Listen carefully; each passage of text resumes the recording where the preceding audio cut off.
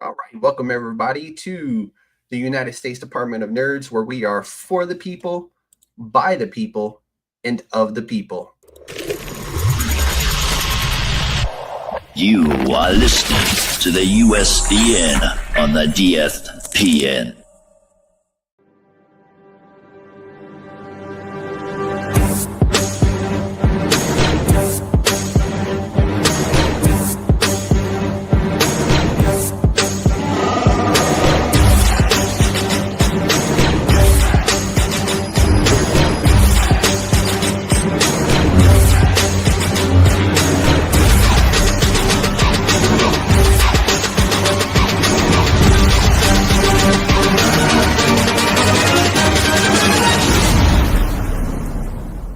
It's a trap!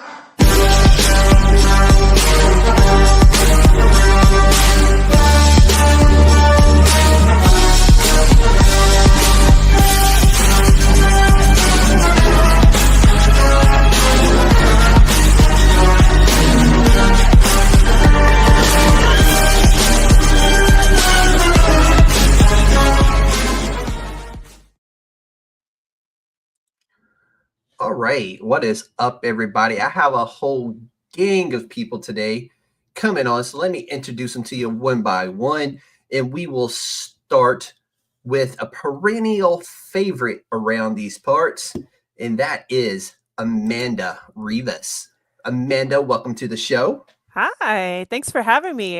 It's always a great time being here. And you know me, I'm never going to turn down like you. I don't turn down a good conversation about Star Wars. Never, and if I do, there is something wrong with me. Send help.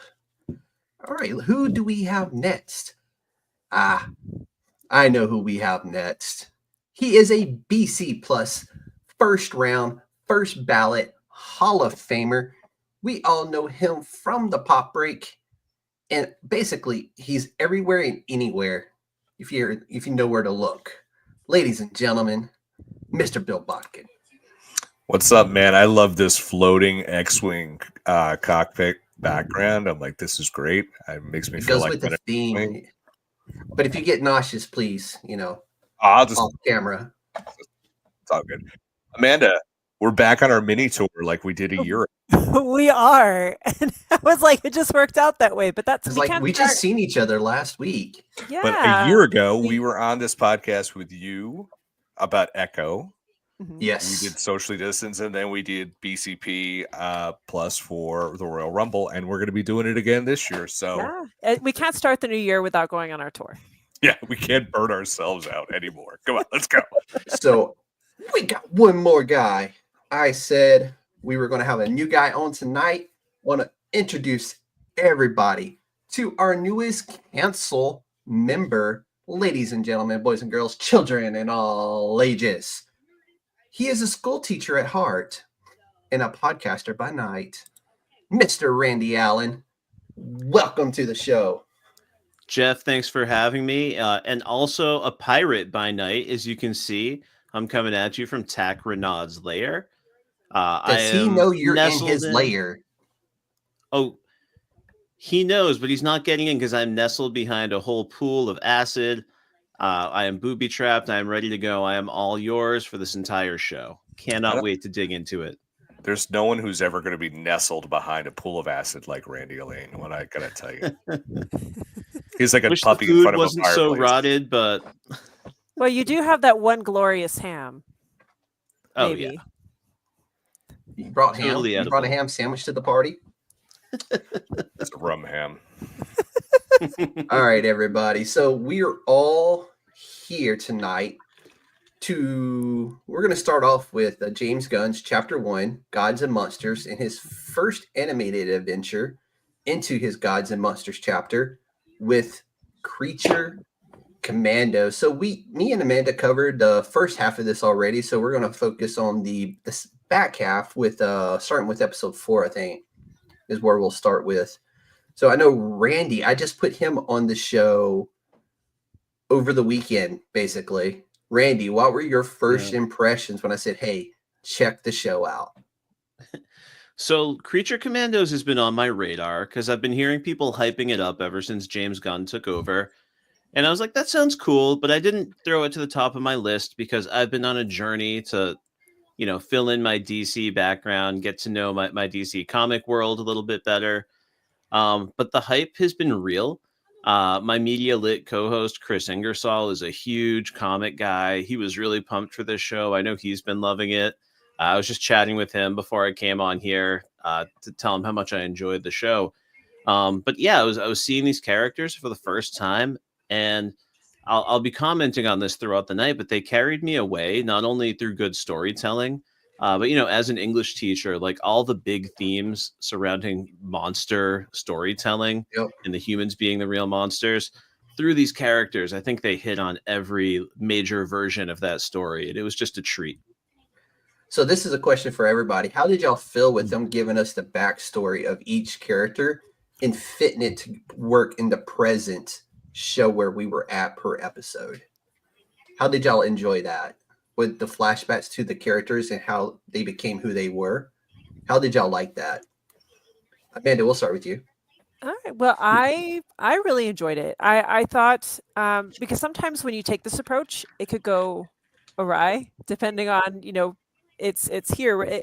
We see this a lot in anime where you have a ton of filler that introduces characters too long, and there's no point. It doesn't ever circle back. Boruto, I'm calling you out. And then you're just like, well, what was the whole point? What I loved about this was you got each character's backstory. For those who were not familiar, like I was not very familiar with Creature Commandos outside of, I knew who the bride was. It's like pop culture context, right? For certain characters. So, just being able to get the backstory, and they were really, really well delivered, well done. They were done in a way that made you get attached to the characters, that made you care about them. And then it all came together in terms of the decisions that were made, where the story went. And so I feel like they were meticulously done, and there was a strategy behind it. And that way, when we see them in future projects, you know who they are and you care. And that, again, very, very well done. And more anime should learn how to do that. Amanda always stills the show with answers like that. Randy, what did you think? This is like my favorite style of storytelling. My love affair with podcasts started because I became a huge fan of a Lost rewatch podcast. And Lost wasn't the first show to do it, but that was the structure that put that show on the map. And while shows have stopped trying to be exactly like Lost, they are still using that format. And whenever it's employed properly in any genre, it takes off and it works and it hits for people. Even if it's, I'm blanking on the name of it, that show, the Mandy Moore vehicle there that just wrapped up. This Is Us. This Is Us. Yeah. This Is Us. I was going to say Tangled. That was the format for That's that my show. It's a preferred totally Mandy Moore different. But yeah, I mean, Mandy totally Moore was in different a show? genre and audience. But when you can ground a present moment in that past history, it's really powerful, especially for a character I didn't know how to wrap my mind around, like the Weasel. But we'll get to that.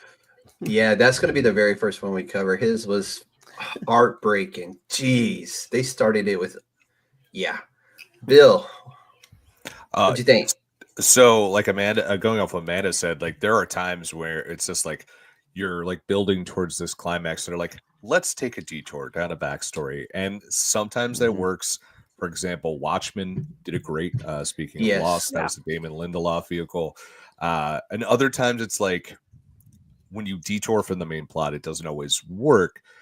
We saw that in Mando. We saw that with Boba Fett. We saw that, and we've seen it Game of Thrones had its problems as well.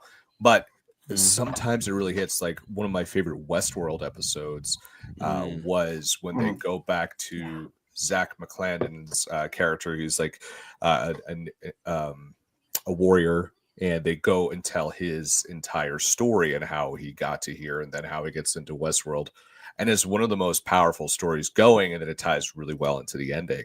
So, but by doing this, it's beautiful because, with a team of characters, like Amanda said, characters you don't know, you need to find it. But James Gunn knows how to do that. He knows how to be here's how this backstory is going to perfectly tie into this episode. And man, It he does a worked beautiful every job. single time. Every single time he made it work.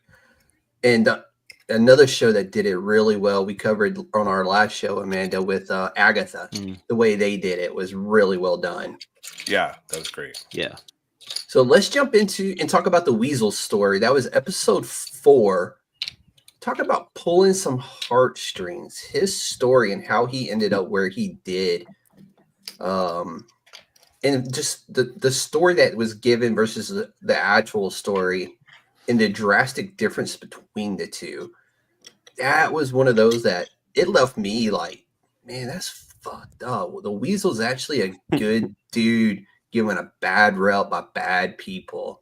And that goes back to what you said, Randy, with who's the real monsters here.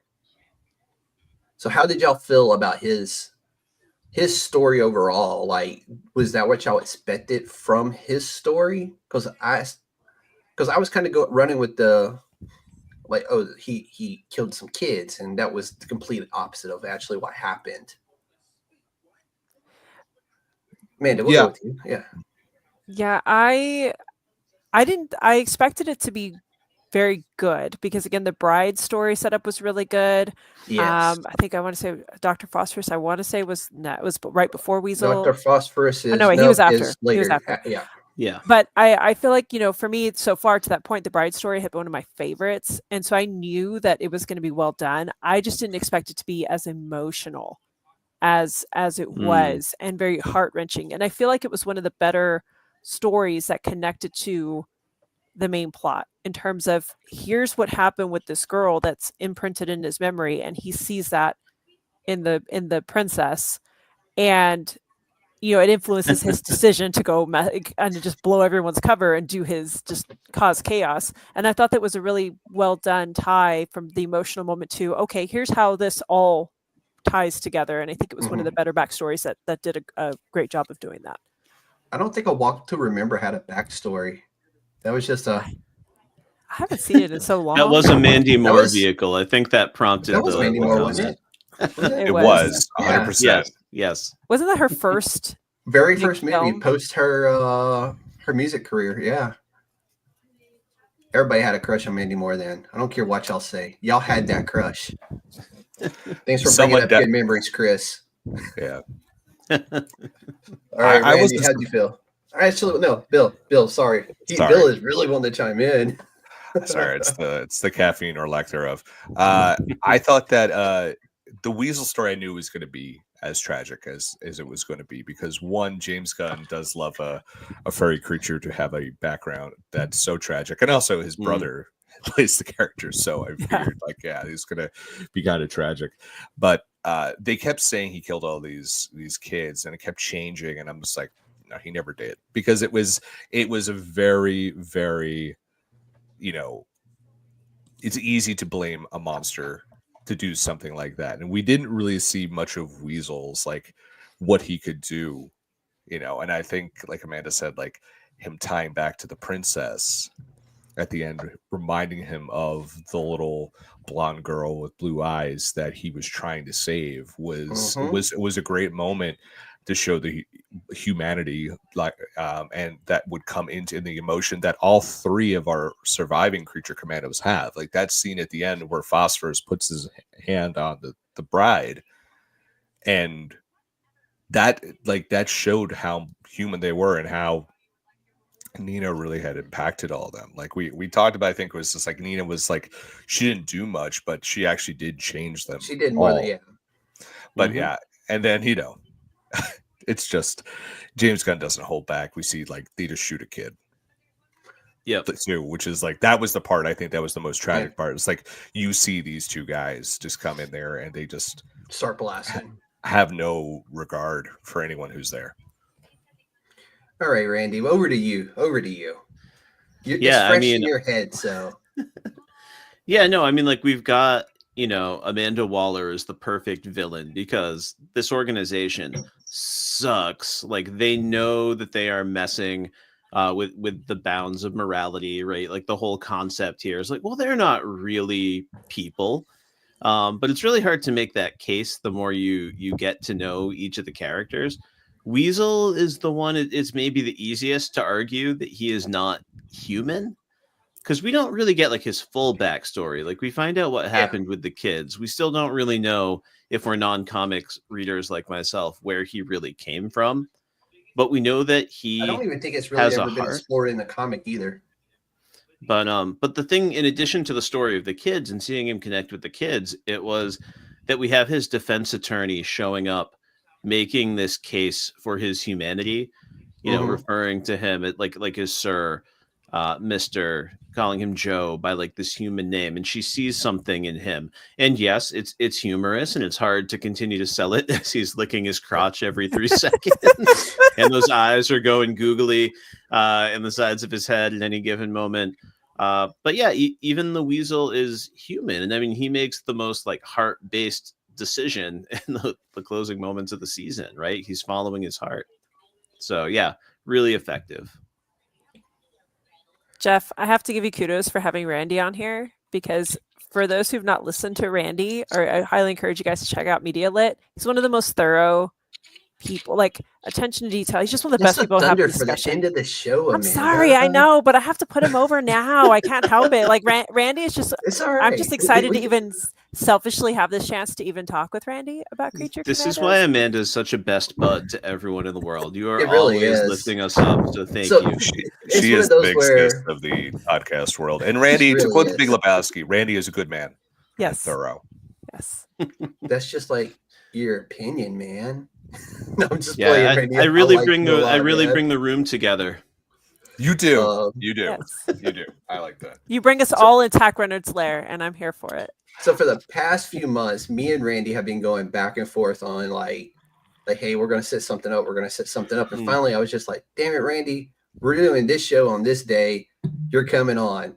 He's like, okay, well, let's come up with something for you on my show. I'm like, okay, what about this and that? I'm like, you know what? Let's just circle back later.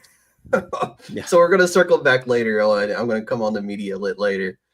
But this episode is the one that, like, this one and the last one really are the two that I was like, damn you, James Gunn, Yeah. hitting me in my feels. But Yeah, man. because what he does. for those who don't know, this show picked up immediately following what happened in the original Suicide Squad. And then it just like the very next, this happens next in that ongoing thing there. So, but we're going to go on. The next episode, we got the Frankenstein episode, actually, where he was nursed back to health and later Hmm. reprieved her of her life, we'll say, as he continued on his journey to find his bride. So, and also this is the one where we find out Cersei's visions about the princess were false, because Clayface, we get our appearance by Clayface, took over the original doctor's identity. How excited were y'all to see Clayface in this? And yes, I'm petting a cat like I'm an evil mad scientist. Look at this pretty face. Do you not want to pet her too? You gonna go? Yep, she's gonna go back to playing. She made her appearance. She did. I saved everybody the embarrassment of having to look at her butt, because that was the very first thing she would have done. Same. Would have honored the We know, Weasel Bill. segment. It really would have, because she does that. Like, they both will do it. Give it time, the other one will make his appearance as well. Bill, we'll start with you on this one. Yeah. How cool is it seeing Clayface make his appearance in this? It was cool, but also a little head scratching, because this was one of the issues that I had with Creature Commandos. But I'll get to the negative, the positive before the negative. Clayface is one of my all-time favorite Batman the Animated Series villains, Same. played Yep. by Ron Alan Perlman. Tudyk. Ron Perlman in the original series, Yes, and then yes. brought back. I don't know if anyone watched the Batman animated series that was on Amazon. That was terrific. There's I have not Clayface seen it yet. That's That's on my right. to-do You list. can easily.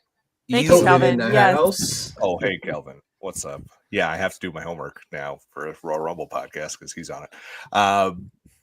And Amanda, but we have our separate homework. And it's like all these different interpretations of him as an actor. And then they announced Mike Flanagan's doing a Clayface movie. I've never seen any Mike Flanagan work. Doctor Sleep, Bly Manor, Yes. House on Haunted Hill. Phenomenal. You know what I'm talking about. Oh, yeah. Fall of the House of Usher. Oh, great stuff. Dude, so I'm excited. House of Usher, man. Oh, I got through 2 episodes. I had to stop. I was dude. just Did you not finish it? No, it was a little too intense. No, go back. Oh, you got to go back. Yeah, there's the That's long. one of those where Amanda knows that history of the long list of the shows Bill has to finish. But anyways, we'll move on. We got but distracted. it was great to see the character there because it didn't make sense at first. Just like, why is this Stephanie Beatrice character like all of a sudden goes from so buttoned up to just screaming lesbians to my favorite reaction from not Amanda's favorite reaction, which is great, but like Frankenstein going, well, that's not very professional. Like, I don't know why that just like sent me sideways, but I loved seeing the character, but it adds to something we'll talk about later, the motivations of the princess by impersonating that. So it's cool within the world, but within the finale is a little murky for me. So excited, but I had a couple issues with it. Randy, what'd you think? Yeah, I don't have as deep a history with the Clayface character, so I think Randy, on the simple for you, this character is like. Oh yeah. Yes. Well, what I was gonna say, Bill, is I agree with you. Like that Caped Crusader version, I really loved. Like all these different takes on the failed or the struggling actor. So here he's firing up the Xbox, which was kind of a fun gag and joke. So I liked it on the level of okay, we're bringing in this Batman world to this property that I'm less familiar with. So in terms of that thrill, I love a crossover. That got me excited. And we'll get to this when we get to the Dr. Phosphorus episode, but that opens in a moment that feels like Batman the Animated Series. And of course we get the flash of Batman later on. So in terms of the world getting bigger, I loved it. But yeah, not as engaging as other takes on the character I've seen. Amanda. I enjoyed seeing him. I did. I also grew up a Batman animated series kid. Loved him. Did. Yeah. We all did. We were raised right. In a good time. And it was great to see him, but I wish we would have gotten more. It just felt sometimes a little bit, I'm kind of on I'm there with Bill. I wanted more Clayface and I wanted a little bit more of a reason why he was there. Sometimes I felt like I don't think the intent was for him to be kind of a gratuitous promo, or like a gratuitous, hey, here you go. You wanted, you guys wanted a cameo. Here you go. But I'm sure there's a purpose. If it was treated like that, though, that was a good one to bring in that would fit with what he was doing with this series. And it wasn't it was not bad. I'm glad we got him. I just wish we had gotten more and a little bit more of, especially with the way the finale ended too. It left a lot more questions than answers. And I'm sure hopefully when we get the second one, maybe we'll get a better backstory. Maybe we'll get more Clayface. I just felt like his appearance was abrupt. And it was like, here he is. Oh, that's great. Oh shit, he's gone. I wanted, and he's never really gone though. Yeah, but I wanted him to come. It's kind of like the Sandman, Yeah, this is true. Drinking beers, running through crowds, hitting on the spots and screaming lesbian at the top of our lungs. But so, how did y'all feel about this? What they did with Frankenstein in this episode, and kind of I don't want to say it was a chapter of his life that the way they did it here, I don't know how I felt about it really. You know what I'm saying? It felt like it didn't really fit with what they were doing with the rest of the series, if that is making sense at all. Probably not. The way they did his backstory with him getting nursed back to health after being nearly killed. Well, he can't really die, I guess. And then, killing the person who helped him. That was very on par for Frankenstein from the comic book as well, by the way. Just the random, like... Right. But what was today. your issue with it in the series, though? That's curious, because you say... It was this episode, the way they did his backstory, and I'm not really saying that was his backstory in that one episode. It just didn't feel like it provided the same substance as the other like flashback sequences did for the other characters. I think we got more of his story during the Brides episode than we did in his own episode, if that's making sense. I get where you're coming from. Yeah. That makes sense. Like, But I think it's intentional though, because I'm sure. Because so it's David Harbour, and who doesn't love that guy? And Amanda, what's the best line he said throughout the whole thing? You filthy piece of shit. I'll have that. I'm gonna have that etched on my tombstone. It's just saved his family from a sinking ship. That filthy son of a bitch. Tenenbaums reference. Bravo. Yeah, well played. It is because it's David Harbour, so it's like we genuinely like David Harbour. He's very funny. I think it's done this way because it's like he is not redeemable. He's trash. Like he's a horrible person. I'm sorry, I have so creature behind me. Is he's stalking the bride. He killed this woman who is obviously trying to save him. He's not a good guy. No, and so I think that's why it can't be as bad, because we don't want to say we can't sympathize with this guy, even though we want to. We just can't. Yeah. He's an incel given creature powers, right? Yes. And I was a little surprised when he killed his caretaker at the end, because it did seem like she opened up his eyes a little bit to, you can take in the world in different ways and see beauty in different ways. And when I was trying to explain it to myself at the end, I think it came down to he is so set in these beliefs about how he thinks the world is supposed to be structured that he was like, she was not hunting with this shotgun before I came in, so now she's not going to survive. And like he seems to be selling it as a mercy killing, like this woman can't be left alone or it won't be an okay existence for her. I'm not here to take care of her. And it shows how manic and controlling that energy is. On a whole new level, even beyond him chasing the bride. Yeah, because the bride is solely his. She was made for me. Yeah, they definitely undercut it with humor too. When he was he rips Victor von Frankenstein in half, and then we go on this musical montage of her beating him up through generations. Yes, which is funny, but it's also not funny. Yeah. Lose the point. Amanda, you've never met a guy like that before in your life. No, not at all. How did you feel about Frankenstein? Oh man, I had some flashbacks with You've told me he showed up. Yeah, I had a type in my 20s, y'all. You don't say. I mean that's why the story works. Yeah, this is true. This is true. All right, let's. I just. You were into guys who were sewn together from different cadavers? That's wild, dude. No, that actually would have been better than some of them.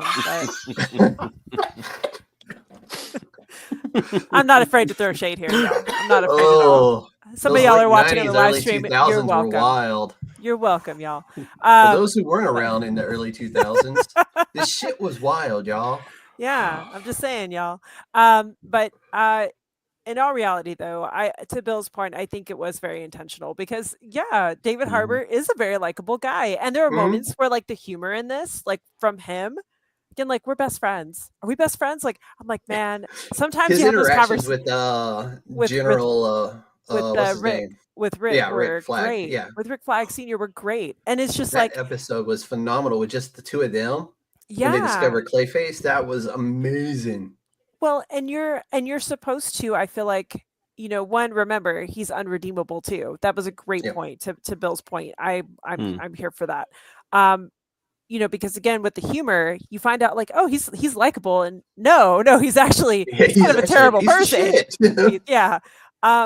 But I think too, you're supposed to have sympathy for the bride because she is going to be the leader, and eventually, and they're setting up for this conflict because eventually, from what I understand, Frankenstein is one of the creature commandos too. Yes. Yeah. So you're Yep. setting up for that future dynamic to work to kind of see where that goes, and it creates, can they coexist and carry out missions and all of that, and that's setting up the dynamic for people who maybe are not as familiar with creature commandos and maybe have the only background they have is what we've gotten in previous works involving Frankenstein and the Bride. So you're getting this narrative, the storytelling built, and again, you see the bride. You're meant to see the bride as strong, independent leader material. Who, yeah, she's done some terrible things, but you like her. Yeah, Him but the terrible that she did was for was yeah. better reasons It was for than what exactly. and Frankenstein did. Exactly. And I think that was the point. Yeah. Was you're supposed to buy, it made you buy the bride more as a leader and be more involved in her She story. also seen through bullshit. Yeah. But you need that foil, if you will, or you need Yes. that character to make that known, and you really sink into her story because of how crappy of a person he is. Yeah. But yet the humor mixed in too, and his personality, you also have to accept him as part of Creature Commandos. So you can't go too far off where you're like, I can't accept him at all, he's horrible. Mhm. I kind of have to like him a little bit to buy him as part of this Right, like at the dynamic. end- So yeah, it's At the end of the day, they're both the twisted creations Yeah. of Victor. And like, as much as the bride had some feelings for him and she wants to go back for that necklace, it's pretty fucked up that he like built this woman, like referred to himself basically as her mother, like raised her, and then he's like sleeping with her. Like, I suspect this version of the bride can see how screwed up that is now as well, even if it was a happy time for her in some And you ways. kind of got that in her flashback episode as So. well, where she was kind of like, I think it finally, like, finding the necklace itself was kind of like, Mhm. and then when it broke, that's when she was kind of like, you know what? This probably wasn't my good situation I was in here either. Yeah. So, but let's go to probably, as far as the main core goes, this is probably one of he's up there for me, and that's Dr. Phosphorus's episode. And basically we find out that he had been taking money from the mafia to fund his research, and basically they come for his money, I believe is what it was. They stick him in his own machine and nuke his ass. Only it didn't kill him. You left at the part where they horribly murder his family. Yes, there was that part too. Horrible. Yes, I forgot all about that. I mean, that might have been a good thing. Sorry. Yeah. Yeah. I They did kill his must keep family myself and out. then nuke him, expecting it to kill him, which it did not. Instead, we get this awesome, character in Dr. Phosphorus now. And this dude, a special human. And perfect for this team. I mean, is he leadership material? No. But is he there with the bride, like, hey, we have the mission. Let's get the mission done. So how did y'all see Dr. Phosphorus because his one thing is like his family. That was it for him, and that was taken from him. Hell bent on revenge. He gets his revenge and then goes on this almost trying to think of another Batman character that kind of did something similar to this. I know the Penguin had done it a few times where they just like a night out on the town that just never ends. You know what I'm saying? Yeah. Before eventually getting captured. So for y'all, I know this was y'all's introduction to Dr. Phosphorus. How was that for y'all? Like getting to see him for the first time and getting introduced to this character? He was beautifully drawn. I'm sorry. No, you're good. I'm used to having one person. I got 3 on tonight, so I'm having to direct traffic.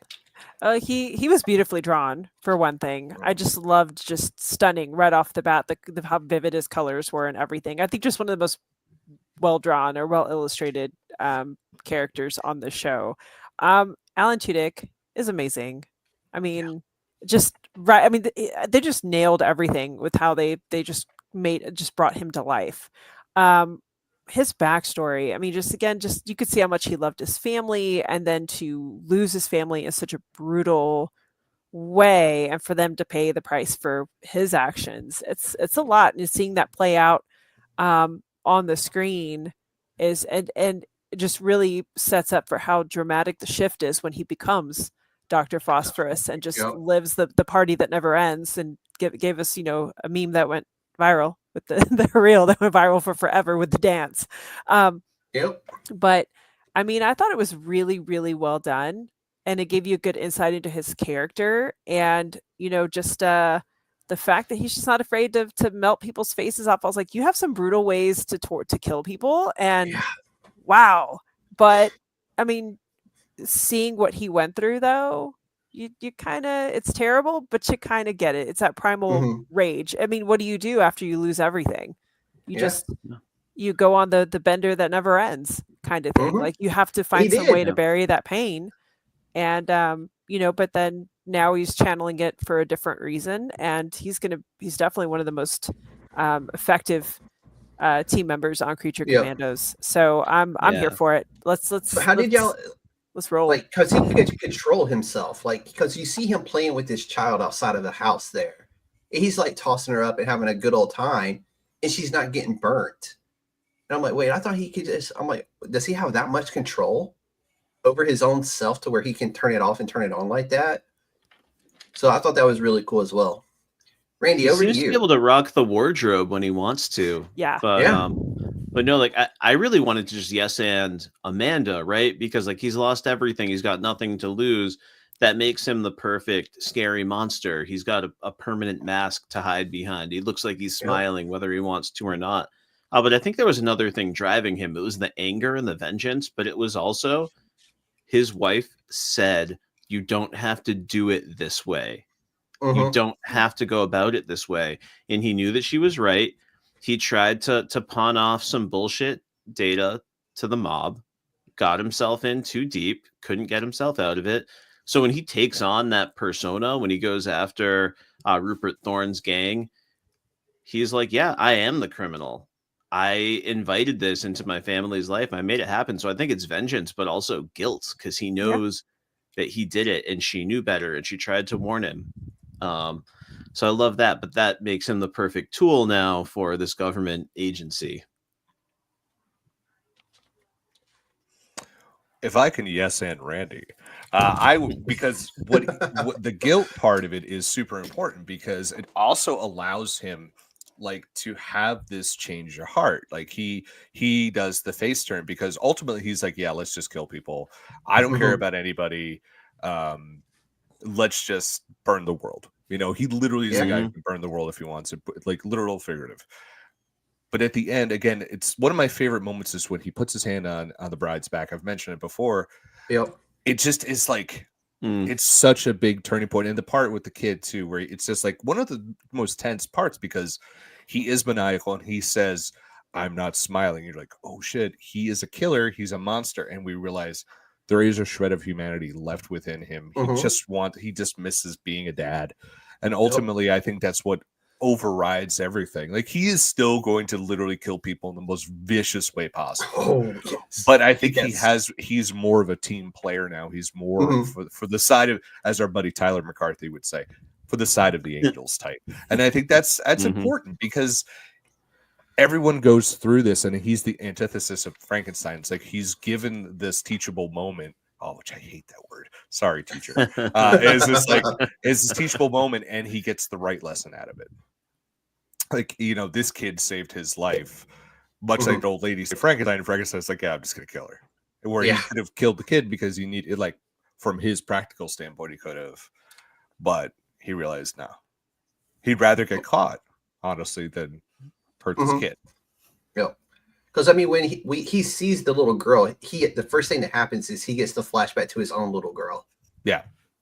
And then when they come back, he's like, they're playing, and he's tossing her up, and they're having this good old time. And I'm like, hey, Dr. Phosphorus. I will say there is another spinoff of Dr. Phosphorus that don't belong to DC. He belongs to another franchise that I wrote about for Bill. And then The my heart got WWE? broke. No, I'm talking about from Ghost Machine. Oh yeah, that's right. And Yeah. our never to be launched best comic books of the year. So Don't worry. I'm going to re-roll it. I'm going to put the review up on the DFPN.com for everybody to read because I thought it was a phenomenal write-up. It was a true shame that no one wanted to do that piece besides So you. let's jump over to Nina's story now. And this one was another one of those where it's a parent who just wants the best for their kid and gives it to them, but it isn't quite what he thought it was going to be. And also, this is the finale episode with episode 7. And this one was oh boy. You all right over there, Bill? Yeah, that was just the rat that was in my eye. Went to my lungs. Spoiler, and just a hint in him, just a little foreshadowing. I love it. But let's jump into this one. So during this whole finale, we're kind of getting Nina's story, and they saved it for last for a reason. And she really was the character at the end of the day that showed all of them that there was humanity in them. And, but in the end, it didn't save her because the princess was I should say, a maniacal human being herself who ended up really actually being a monster. And the monster seen through it. We'll start with, let's go with Randy. Randy, what did you think of Nina's story and ultimately like her demise in this episode?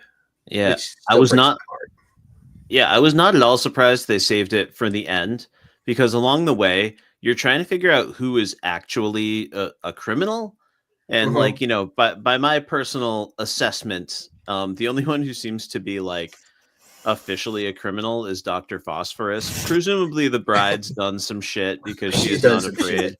Yeah, she's got a laundry list. Randy, every time, like when you mentioned that just now, I just got him dancing in that Party City pimp suit.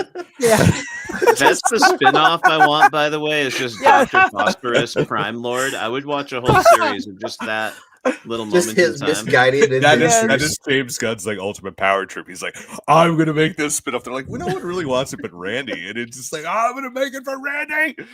Right, and you end the series, we get to see how Batman took him down exactly. Yeah. Did we want to talk about Batman? Really, really was he was really bulking season for Batman. But it was. He was like, it's like a real yoked Batman. Yeah.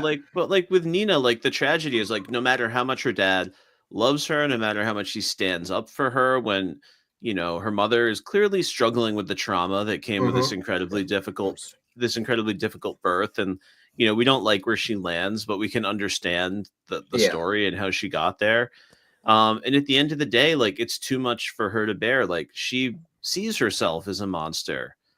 She gets captured. If this story had followed the trajectory of some of the others, maybe she was going to have an outburst and kill some people after her father gets shot. That's what I thought was going to happen when her father got killed in front of her. I thought that was going to be her break-in moment, and how she ended up being captured ultimately. But she just willingly just went after the death of her father, because that's really what kind of set her, with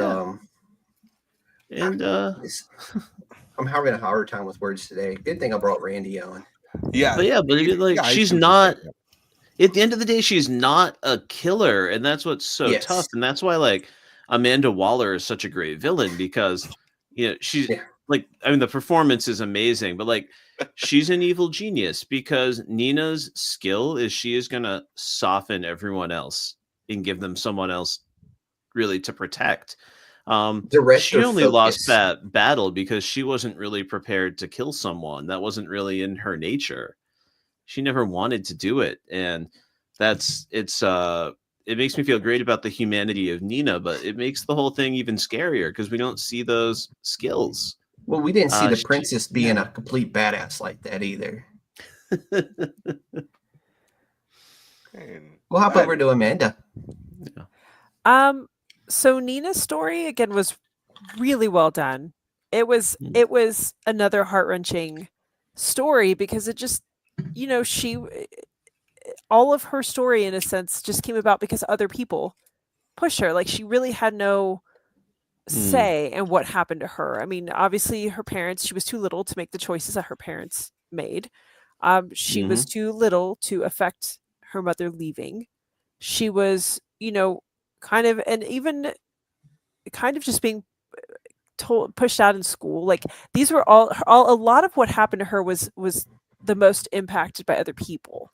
Mhm. And that's hard to watch because you really were rooting for her and we were wanting her to Yes. turn it around because she really was just a victim of other people's Bad bad decisions. decision making. Yeah. Yeah. And just, and again, I think her parents were well intended and trying, especially her dad trying to save her life. And that's absolutely commendable. I mean, who wouldn't do those things? Who I mean, wouldn't at go the to end those of the types of things for day, children? he did save her life. He It just did.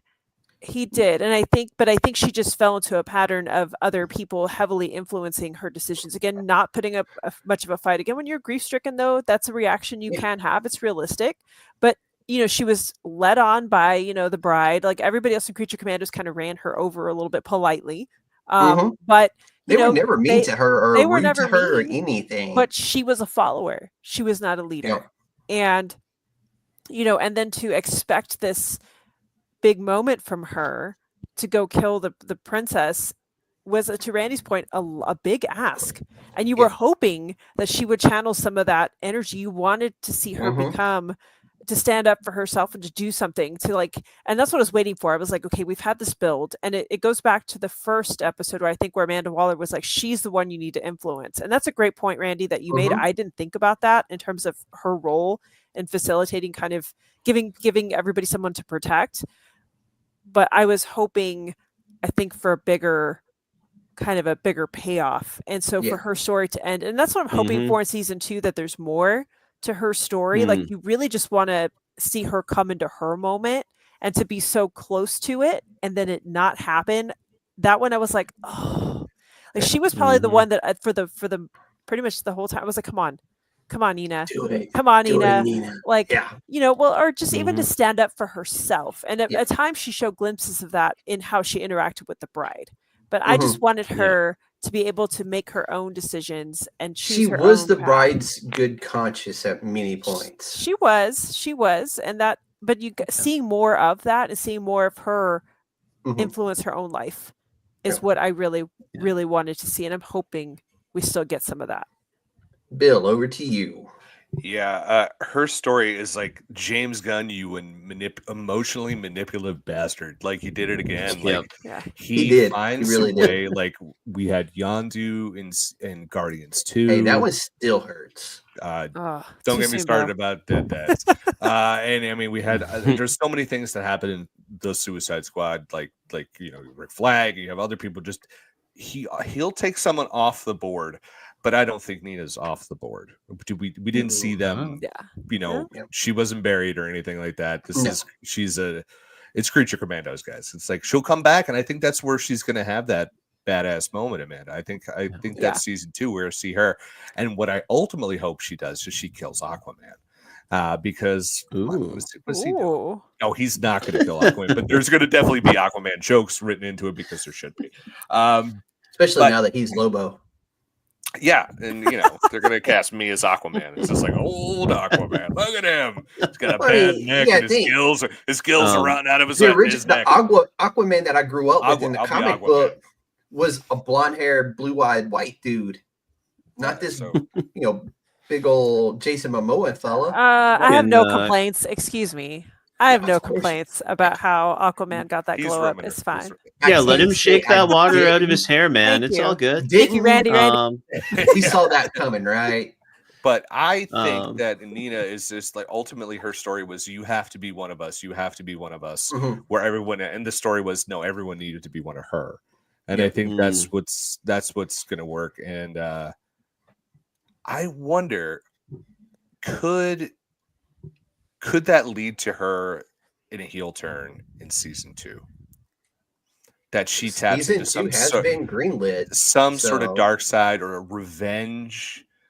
You guys convinced me to go against my morals. Now you've unwoken the beast that's finally inside of me, and I'm going to be this evil mastermind who's going to come back and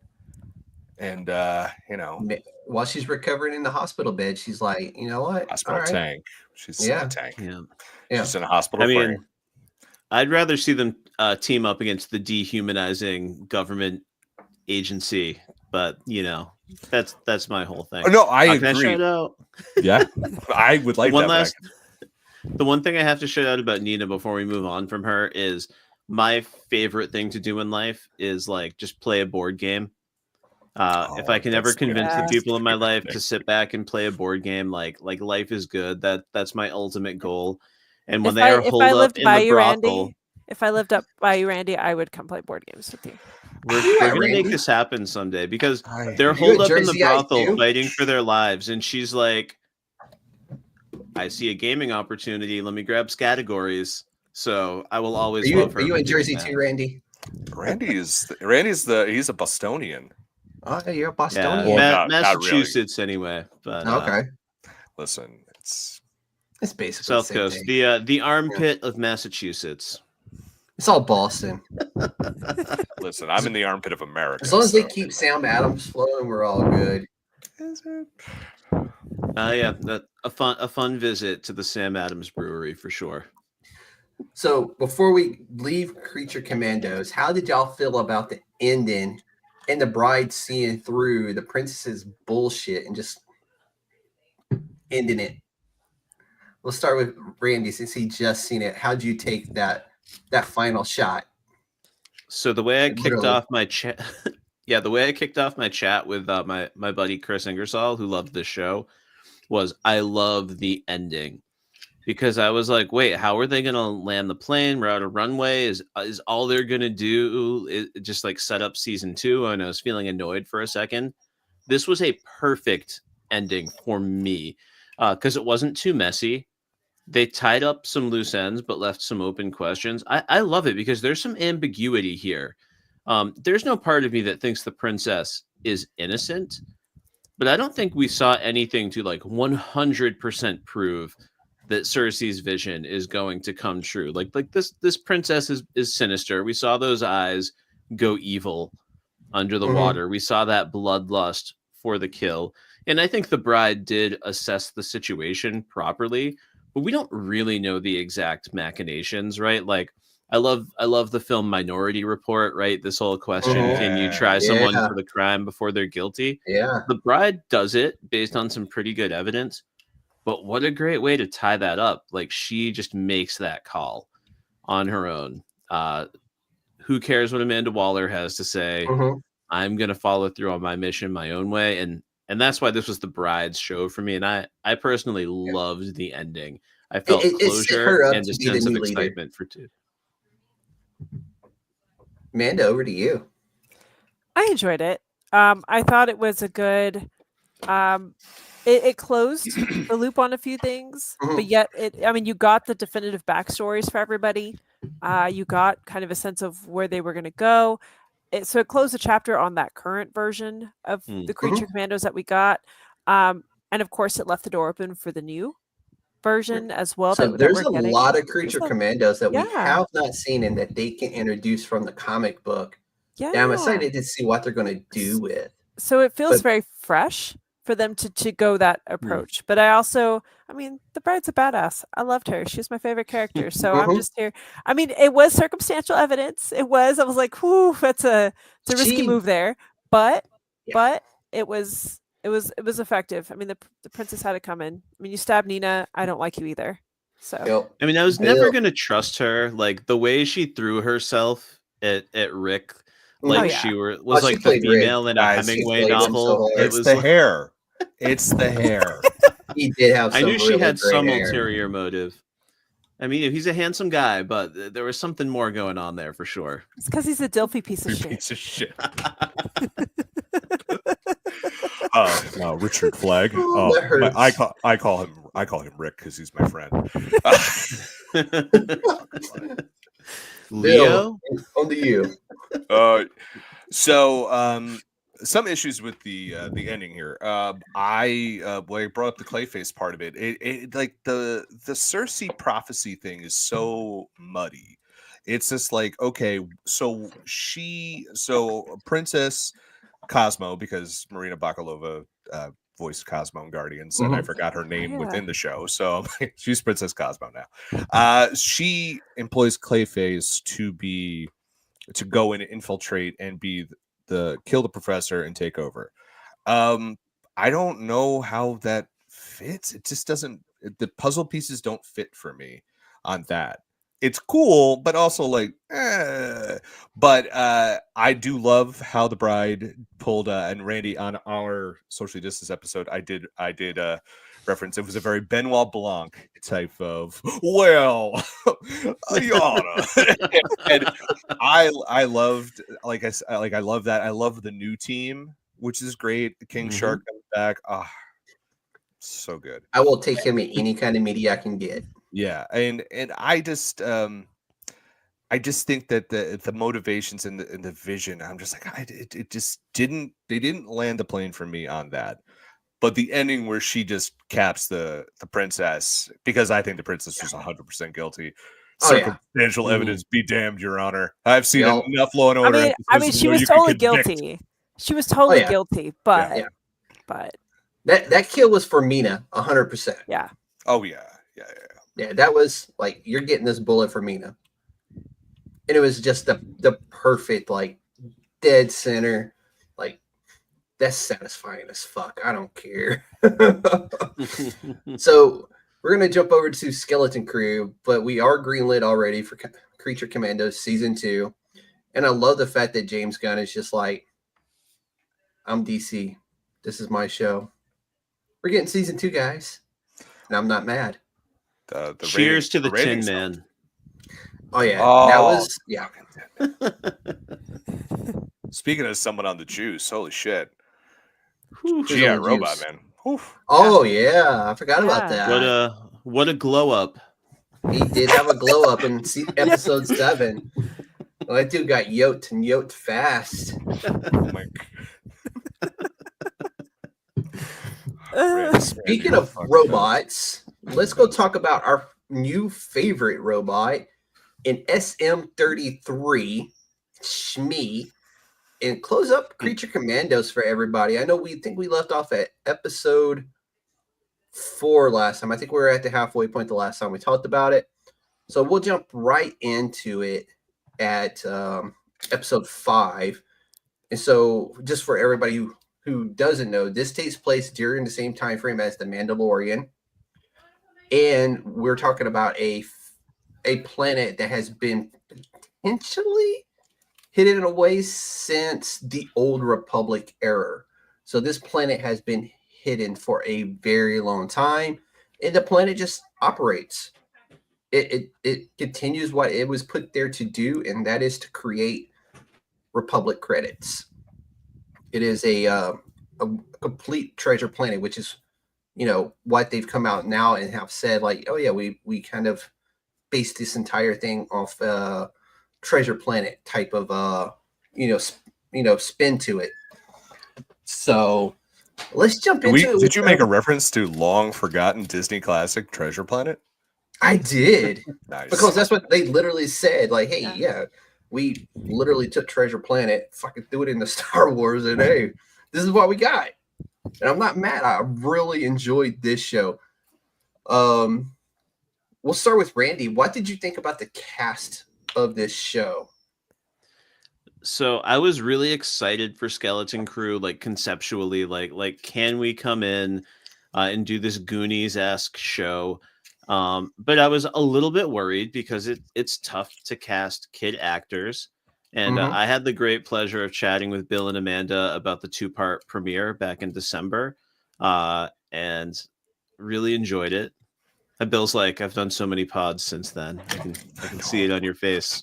I know. No, but and I also really was looking at Amanda's 12-gallon jug of water over there. I'm like, holy You know shit. what? But, I have to work on staying hydrated, sir. It's Texas. But, It is but like, listen, I really loved the kids in the premiere. And like they continue to be a strong suit all the way through to the end. Mhm. Like I really enjoyed this series. I hope they find a way to bring us these characters again. But like honestly, my biggest critique is like they needed to write the parents out of it more to let these kids Yeah. stay front and center for me. That was like my biggest note. And the kids were incredible. And Jude Law was just on another level because this is my Dude, was he absolute not? favorite type of Yes. character. Even when he was saying horrible things to the children, and like you hate him, you love to hate him. Yes. We've seen him previously have this really meaningful heart to heart with Wim, and then to see this like Yeah. broken child there, and Jod is just like, you're the most annoying one, and it's so painful. And I'm like, why do I still like him? Because yeah, Because man. it's because Jude then we're- Law. but then I know I'm going out of order here a little bit, but when we get to the finale, like No, that's he's fine. genuinely concerned for KB when that ship is going down. He is not happy Yep. that she might get killed. So there's something redeemable there. And I know we're going to dig into him later, so I don't want to go too early on that. But yeah, Jude Law was incredible, and these kids really blew me away. Amanda. I mean, Randy, I get why you dug Jude Law. I mean, he's a Delphi piece of shit. I mean, Oh. Jude Law though, charismatic as hell in this part. Like, just like, but that's the thing about Jude Law. Like, I think there was a period of time growing up where Jude Law was everywhere. Yeah. He was in everything for a Mhm. period of time, and then kind of like low key went under the radar, and then he's back. Yeah. And he's one of those actors that you sometimes take for granted, that you don't remember how good he is until he puts on a performance like this, where he takes you through everything. And this just reminded me how great Jude Law really, and how underrated he is as an actor, because he really did, like, you, to your point, Randy, you loved him. He was charismatic. You saw him broken, and then you see him and you're like, wow, you are savage to these kids. Like, what, dude? Like, but then you like him Scale it again. back, bro. Come on. Yeah, I was like, you were not holding back. Wow, you just let them have it. The kids were great. I loved KB. I thought she had, and I know we'll talk about them more, but each of the kids had a different arc and their own ways of growing and own paces of growing. For me, there was definitely a difference in who had the most growth, and of course, whose backstory struggle, or whose growth struggled a little bit. But I mean, the kid actors were all great in their parts. Neil is the goodest boy. If anybody hurts Neil, you will answer to me and everybody here on this podcast. Yeah. And his girlfriend. Exactly. She can kick your ass. Exactly. I'm here for it. I thought the kids were all well cast. And yeah, the adults, I'm with you, Randy, on that. I have loads to say. Although they did have the dad had some redeemable moments. I just later on. Yeah. But I think a little compared to the mom. Compared to the mom. Harsh there, brother. Compared to the mom, he was. Yeah. But I mean, this was really about the kids, and as it should have been, and Jude Law, because Jude Law. You greet the kids on the beach at the end after they've resolved the adventure on their own. That's how the formula works. Oh, I got you. That's true. That's true. It's true. Bill. Yeah, I don't generally like kid actors. They're mostly, I feel like, Jude Law, and I'm like, you're annoying. You're so annoying. But that wasn't the case here. And Sophie, my daughter, she was a huge fan of KB. She loves a gal who's technical, gets the job done. Fern, I felt at times was a little too one note. But I feel like there was an episode where everything changed for this series, and that was episode 5 when Jude Law has that really heartfelt speech with Wim. And then they all change for the better. They all evolve. The scene, Amanda, we talked about this. The scene with KB and Wim, when she's basically dying, and he has to, and it's so suspenseful. And like, a little.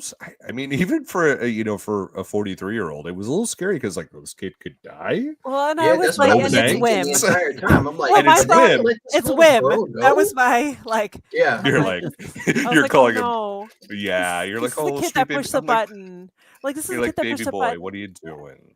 Yeah, I was like, Yeah, this is the one that pushed the button. This is the one that doesn't listen to do it. no, I was like, oh gosh. he's But this got is the floppy Bryce. hair. This was the Bryce Dallas Howard episode, wasn't it? Well, Yeah, I think listen, so. let's talk about that for a second. Why they Well, haven't given her didn't a she do movie the yet. crab one with the giant crab That's- puppet? This That is is the the crab one. one. With Yes, the this crab is the one. crab one. Yeah, this yeah. is episode 5. When they're on So- the treasure, where they find the treasure. The spa. The spot. and spy then- They episode. ruined it. It's a I doodle. know, it looks so nice. I would have enjoyed that. But I thought the cast was great. Jude Law is. I was telling Amanda up until the final moment. I was like, I was just hoping for this whole like wink. I was just being mean to you because I needed to keep my cover because I'm really the hero because you liked him that much and he was that convincing. And that's what's great about that character because it's such a gray area character. He's based on Long John Silver. Long John Silver was not the good guy. He was not a protagonist. He was not redeemable at all. But here they made him redeemable. And Amanda's right. Like we forget Jude Law, how great he is. Go watch a great underrated film that most people didn't see, Road to Perdition with Tom Hanks. Oh, And Yes. one of Paul Newman's last roles. Yep. Jude Law, before he was a star, Daniel Craig. Jude Law plays this like gross looking assassin. Fantastic in it.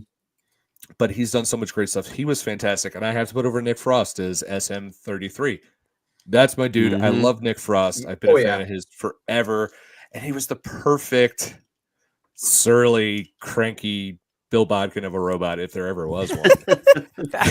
And and I actually didn't mind the parents. TV on the Radio's lead singer I thought he had some really good moments where you saw like, oh, Wim is his father's son. And that was cool to see, although he kind of beefed it in the end. Fern's mom, they did. He not tried. do her any- He She tried. did not. they did her dirty with the writing because she's a good actress, Carrie Condon. Yep. But yeah, overall, it's a really good cast, some good cameos in there, and I really like what they did here. Although apparently it was viewed for 1 billion minutes, so I mean it can't be. Wow.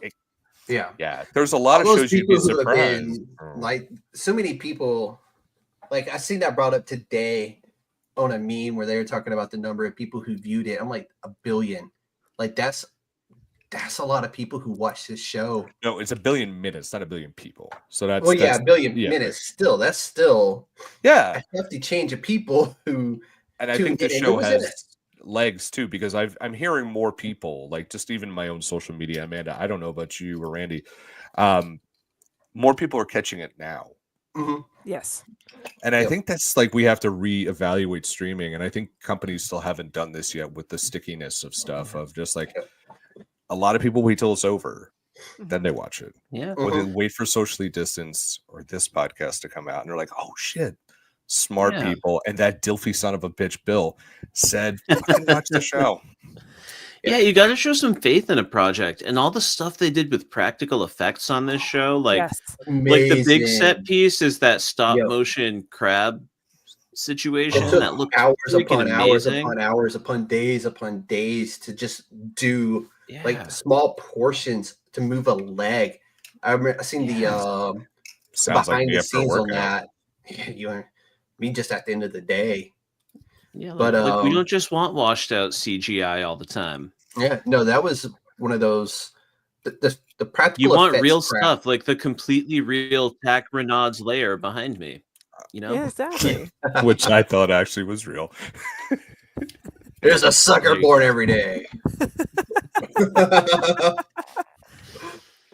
But so let's we don't have to talk about each and every single episode. Let's just answer some questions that I stole from Amanda. Human Star Wars Encyclopedia, Amanda Rivas, for a reason. They were good questions. So I was just like, hey, Amanda, I'm going to borrow some stuff from you. And we'll throw some more stuff in as we go. So I know this question. So I like this one. Yeah. Who do you think Jod Narwood really is. And at the end of the day, how did you feel about him being the villain? And what did you think about Jude Law's performance as this? I know we've already touched on it, so it's a perfect time to kind of just dive into that one. And Crimson Jack is not a wrong answer. No, I loved it though. I didn't. Yeah, me too. I love that reference. I'll never get tired of that reference. I popped. I think he is someone this is not a real answer, but he is someone we have not seen the last of. I feel like he is a character that we're going to see in 2026 on the big screen in Grogu and the Mandalorian. Mhm. You don't just do a one-off with Jude Law, No. especially if this takes place in the Mandoverse, which I don't know if this is a question or not. I'm glad we didn't get any Mando cameos or characters. Well, we But, got the one. We got the one. We did, and that was fine. Yes. Which was, if people don't know, it's one of the pirates. It's the pirate Oh, who yeah. first discovers with the the money. little spikes on his head. Yeah. But if you don't know that, you're not missing anything. But if you do know that, obviously I didn't, or at least I forgot, like I always do.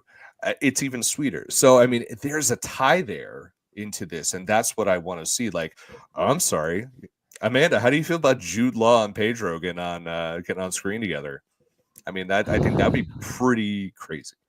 And Somebody will have to do a wellness check. Somebody's got to check on me. Brandon's just going to fill a popcorn bucket full of water and just dump it on you.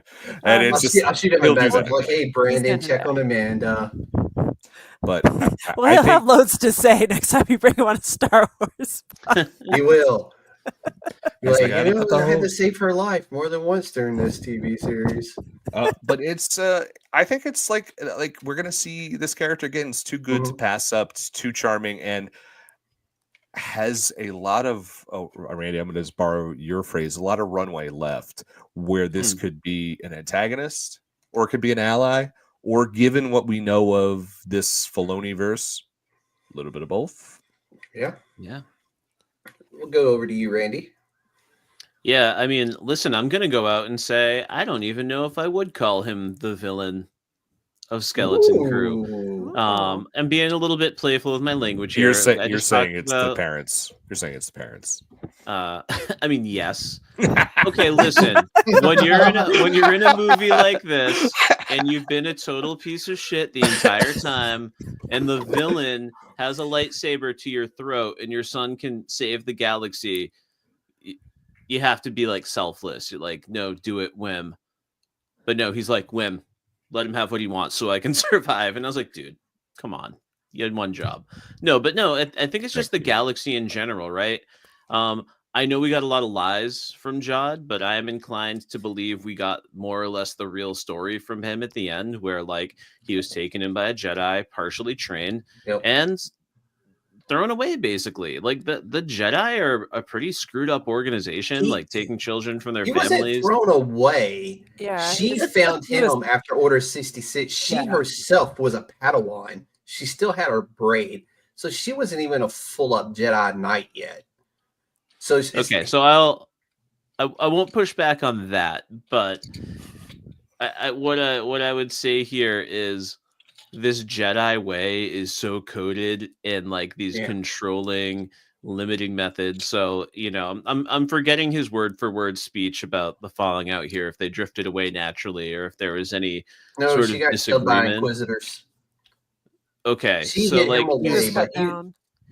So he's left, he's left like partially trained or whatever. But the reason I'm excited by that, and I would love to see him again, is what I want from Star Wars is I want the gray area. I want those gray Jedi. And every time they veer toward they chicken out.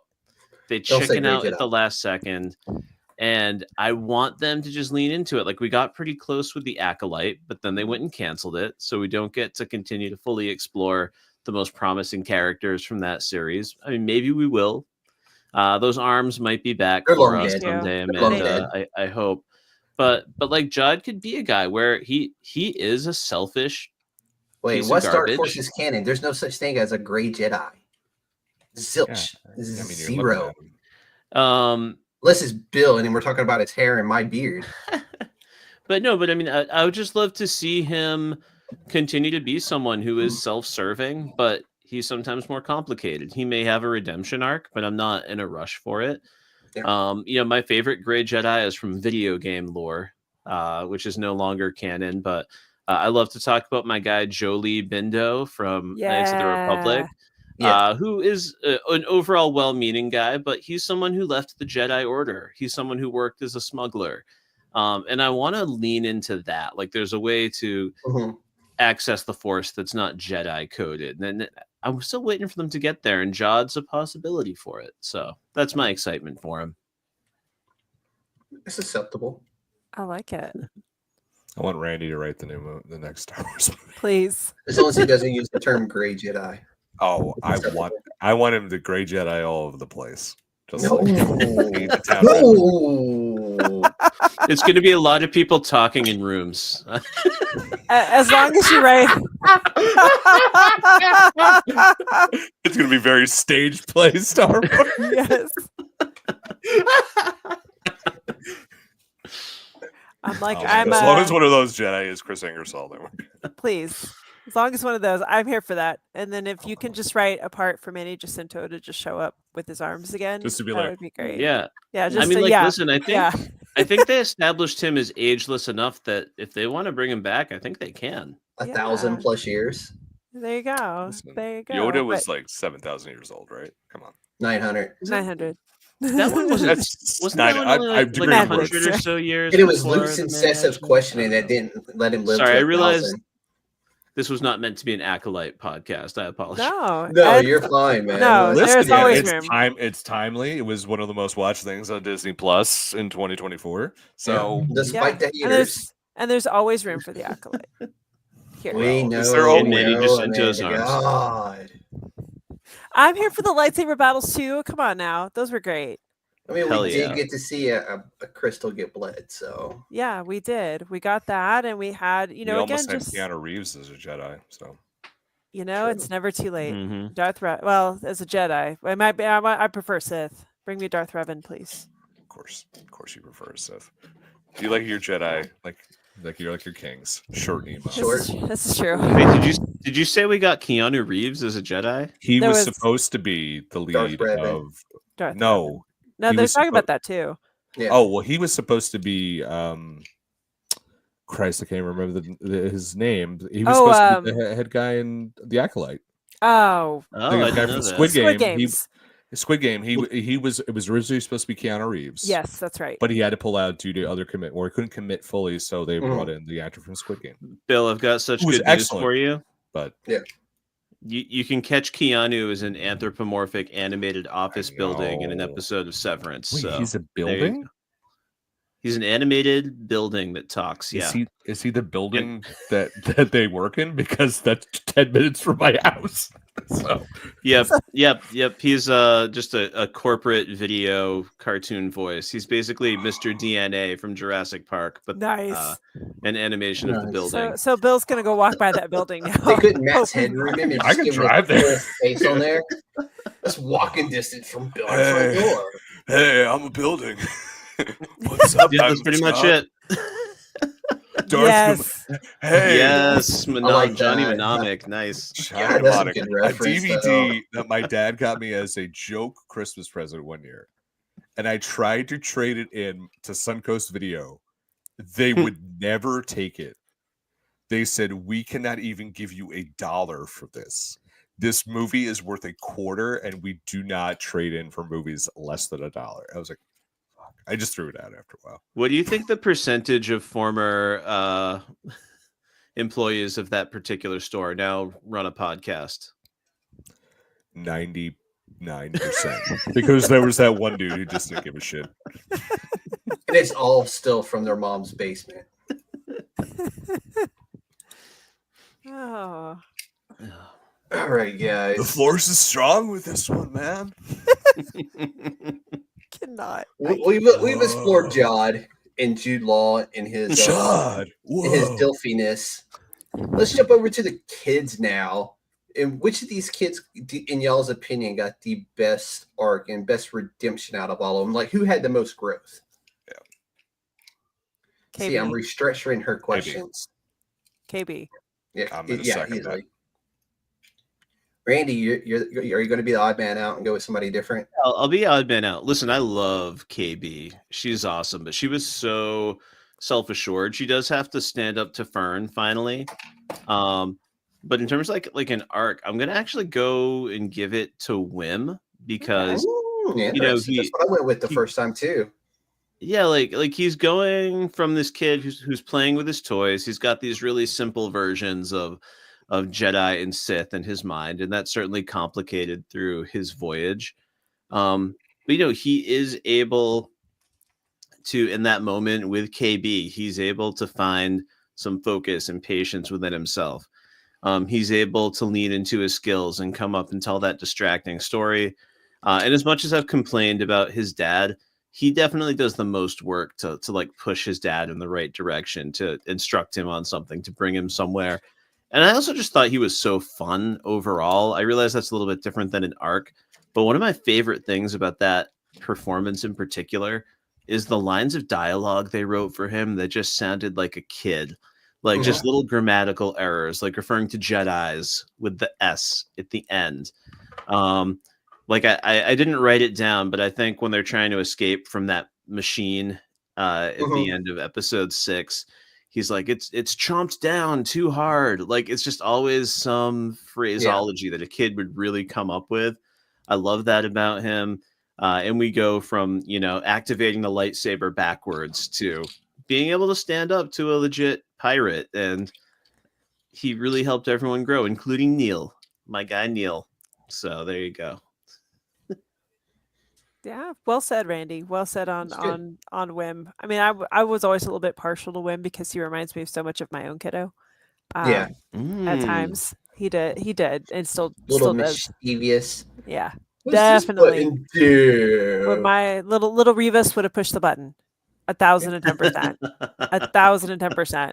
Would he have stabbed himself with the lightsaber? Like nearly stabbed himself holding it upside down? Absolutely. Hey, it's okay though. You can live from that now. Only Qui-Gon dies from them. This is true. Yeah, this is true. But well said on Wim. But what did you think, Jeff? You know what? I went with Wim last time. This time, I'm gonna go with my guy Neil. Nice. Neil. Not because he's an easy answer, but because seeing him up there on that big old cannon blasting at pirates was not the thing I was expecting to really see from Neil. So seeing his growth from the scared child to this, let me climb up the ladder and get on this blaster cannon and start blasting pirates, that was kind of like, my dude, that's what's up. And he got the girls. He did. It's the trunk. They say it's not the size of the trunk, but Neil proved different.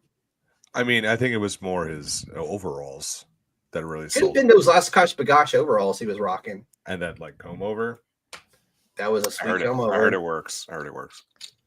I think it was that just like really attractive moral strength of character and emotional intelligence that the ladies go for. Girls don't dig that no more. What are you talking about? I don't know. Emotional intelligence, yes, we do. I don't know. This new generation, man, they go for emotional intelligence and moral centers. I'll tell you that. Really good. Like she's never seen kindness before. That's pretty much how she phrases it, and she likes what she sees. Yeah. Emotional IQ, high emotional IQ. Go Neil.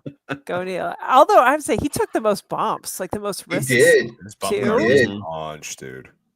I was like, he did. He definitely has a couple cracked ribs at that final one before the cannon. Almost got him. Shmi almost got him when he went nuts at the was it episode 5? The temple, yeah. I will say, out of all the parents, Neil's parents were also my favorite. Yes. So his dad was like parents. Fella. Yeah, his dad was a big old fella. Yeah, you don't mess with him. Yeah, that's why they didn't put him in, because like, oh man, he's got some weight behind him. He definitely he can definitely knock somebody out. Like he's got that dad beer strength. You're like, nah, we can't. Yeah, show would have been over. At that point. That's intimidation. You're just like, Yeah. Pirates. What pirates? Glasses Jones. We can do It'd have with been one of those it. like where he takes his son and sticks it behind him. Like, what'd you say about my son? Exactly. Okay. He What could fit his pirates? whole Completely fit his unfair. whole family behind him. He was that big. But yeah, that's why that was smart. So let's jump over to the supervisor. What did y'all guys think about the supervisor? And like, were y'all really shocked that it was a droid? I was shocked. I was like, I wasn't expecting the supervisor to be a droid. We'll go with let's go with Go with Randy, Bill. shaking his head like he's like, yeah, pick me, pick me. Uh, He's a kid in okay, class so going, I will "Oh, say oh." I usually don't call anything, but I was never more sure of anything that this was going to be a robot. And the reason why, I mean, it was partly like all the robots controlling everything else and everything being so regimented. And as we learned that this planet seemed to be cut off from everything. But more than that, despite all the talk of like the Goonies and 80s movies, when I started watching this, I felt like I was playing Fallout. Because like as soon as we were Yeah. introduced to Atten, I was like, this feels like a vault from Fallout, and it's Yeah. always Yep. some kind of social experiment at the bottom of it. Mhm. Now, what did surprise me was that in constructing this whole system in this droid, they apparently put all the most essential components right in that little very vulnerable eye socket right there that one The big red lightsaber burst light. could deactivate. I thought that was a pretty big design flaw considering all the Listen, heft and weight to that machine. So If we know anything about Star Wars, architecture is never their strong suit. No. True. Everything's always Neither at are one the point. fail safes. Fail safes, non-existent. although I was wondering if the parents were going to be more surprised because I felt like Fern's mom did not seem surprised. But It was a She droid. knew she has was been the up number there. 2. She got called up to the supervisor multiple times throughout the series. But So yeah, I think she did know. yeah, but she still wanted Fern to show that proper decorum, like you might show to Yeah. a more traditional living being. But points That's to the where droid. it kind of got me because she's like, just shoulders back. I'm like, Mhm. it's kind of weird, but I'm like, I still feel like it's going to be a droid. Yeah. And sure People enough, will it was submit him. to almost anything when they want to feel safe, I guess. I mean, they were safe. Like they. Bill, I got what you were putting down there, Randy. But yeah, I wasn't surprised either because every time they just kept saying the robots kept saying the supervisor will see you, and I'm just like, okay, this is It's all not. sports or something. Yes, they are. Thanks, Austin. There's one flaw. They it just they kept. I'm just like, this is not a real thing. This is going to be just. This is a hidden society. It is archaic in so many ways. This has to be not a human being running this. Mhm. This has to be a droid or a robot or a sentient being, which it sort of was. But yeah, I wasn't surprised by that. And I also was very happy that it was taken down so quickly because it's like that's how fragile this whole thing was. Like, Yeah. all you had to do Ooh, I was stab it in the flashlight and it was dead. And it's just like our whole society's dead because the light bulb went out. You know what I mean? And it's like I like that fact of just how fragile it was because it just spoke to so much about like faith and like belief in governmental systems, and it speaks to a lot of larger things that you could someone who hosts like a media literacy podcast could really talk about, diving deep into like power structures and belief and all that sort of stuff, because like even though the mom knew it is a goddamn like it's basically a Dalek without legs, you know what I mean, without a bottom. It's a Dalek head is the and it rotates. Yeah, and so it's like she knew, and yet she was still like, yeah, I totally submit all of this. It's completely subservient. Like she was the number 2, and this is what got me. This is why I thought it may actually be a human at first, just because she's the number 2. Maybe it's kind of like a secession thing, and that's why these kids are tested. Because remember, we started the whole season with them being tested to see where they will be in society.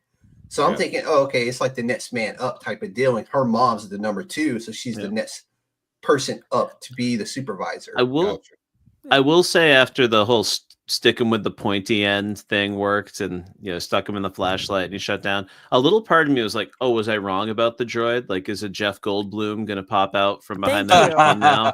Yeah. Thank be like- you. And you're I like, hey, everybody, I'm a shitty dad. And you're like, oh man, did we walk I'm into here the like, wrong hi. movie? And you're like, you're the It's Jeff shittiest. Goldblum. You're just like, you dilfy piece of shit. Come here. Thank you. Yeah. I mean, to Randy's point, that was exactly what I thought it was going to be. Like, I was like, this is too simple for the droid. Like, it makes sense, but then Yeah. I'm like, who's Mhm. behind the droid? And I still have that question of where is the droid getting orders from? Yeah, I mean, he I knew feel like about there's Order still more. 66 as well. So he Yeah. was learning. He knew stuff. But so that's where I question that. And this is just my not so encyclopedic Star Wars brain comes in. Order 60. So this is during the Mandalorian time. Order 66 is history, right? Mhm. So they would have programmed. It's just like it feels like this is an old history textbook where it's just like that I had in Catholic school. It was like we stop at World War II or we stop at the Vietnam War, Skynet. and that's it. Like I don't Mhm. think it's Skynet. To the comment there, because I don't think it learned anything. I think it was just like, Right. here's my knowledge base, which is my, it's like, but the encyclopedic knowledge it had up to this date. Mhm. And they never stopped And- receiving updates. It never talked about. It never talked about the Empire. It never talked about Mhm. anything that happened. It was like Order 66. Okay, that's history.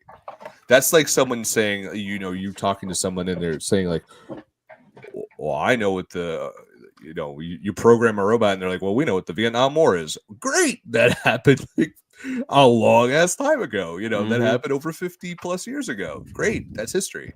It's Kinda- not today. It kind of reminded me of Wally. That's Mm. that's that's been killing me. yes. What it was. Thank you. Yeah, I was yes. thinking the same thing. I was like, "There's a movie," and I'm like, Yeah. "Wally," and Yeah. about the ship that's following that's following orders and not letting Mhm. anybody go back home, and it's been doing it.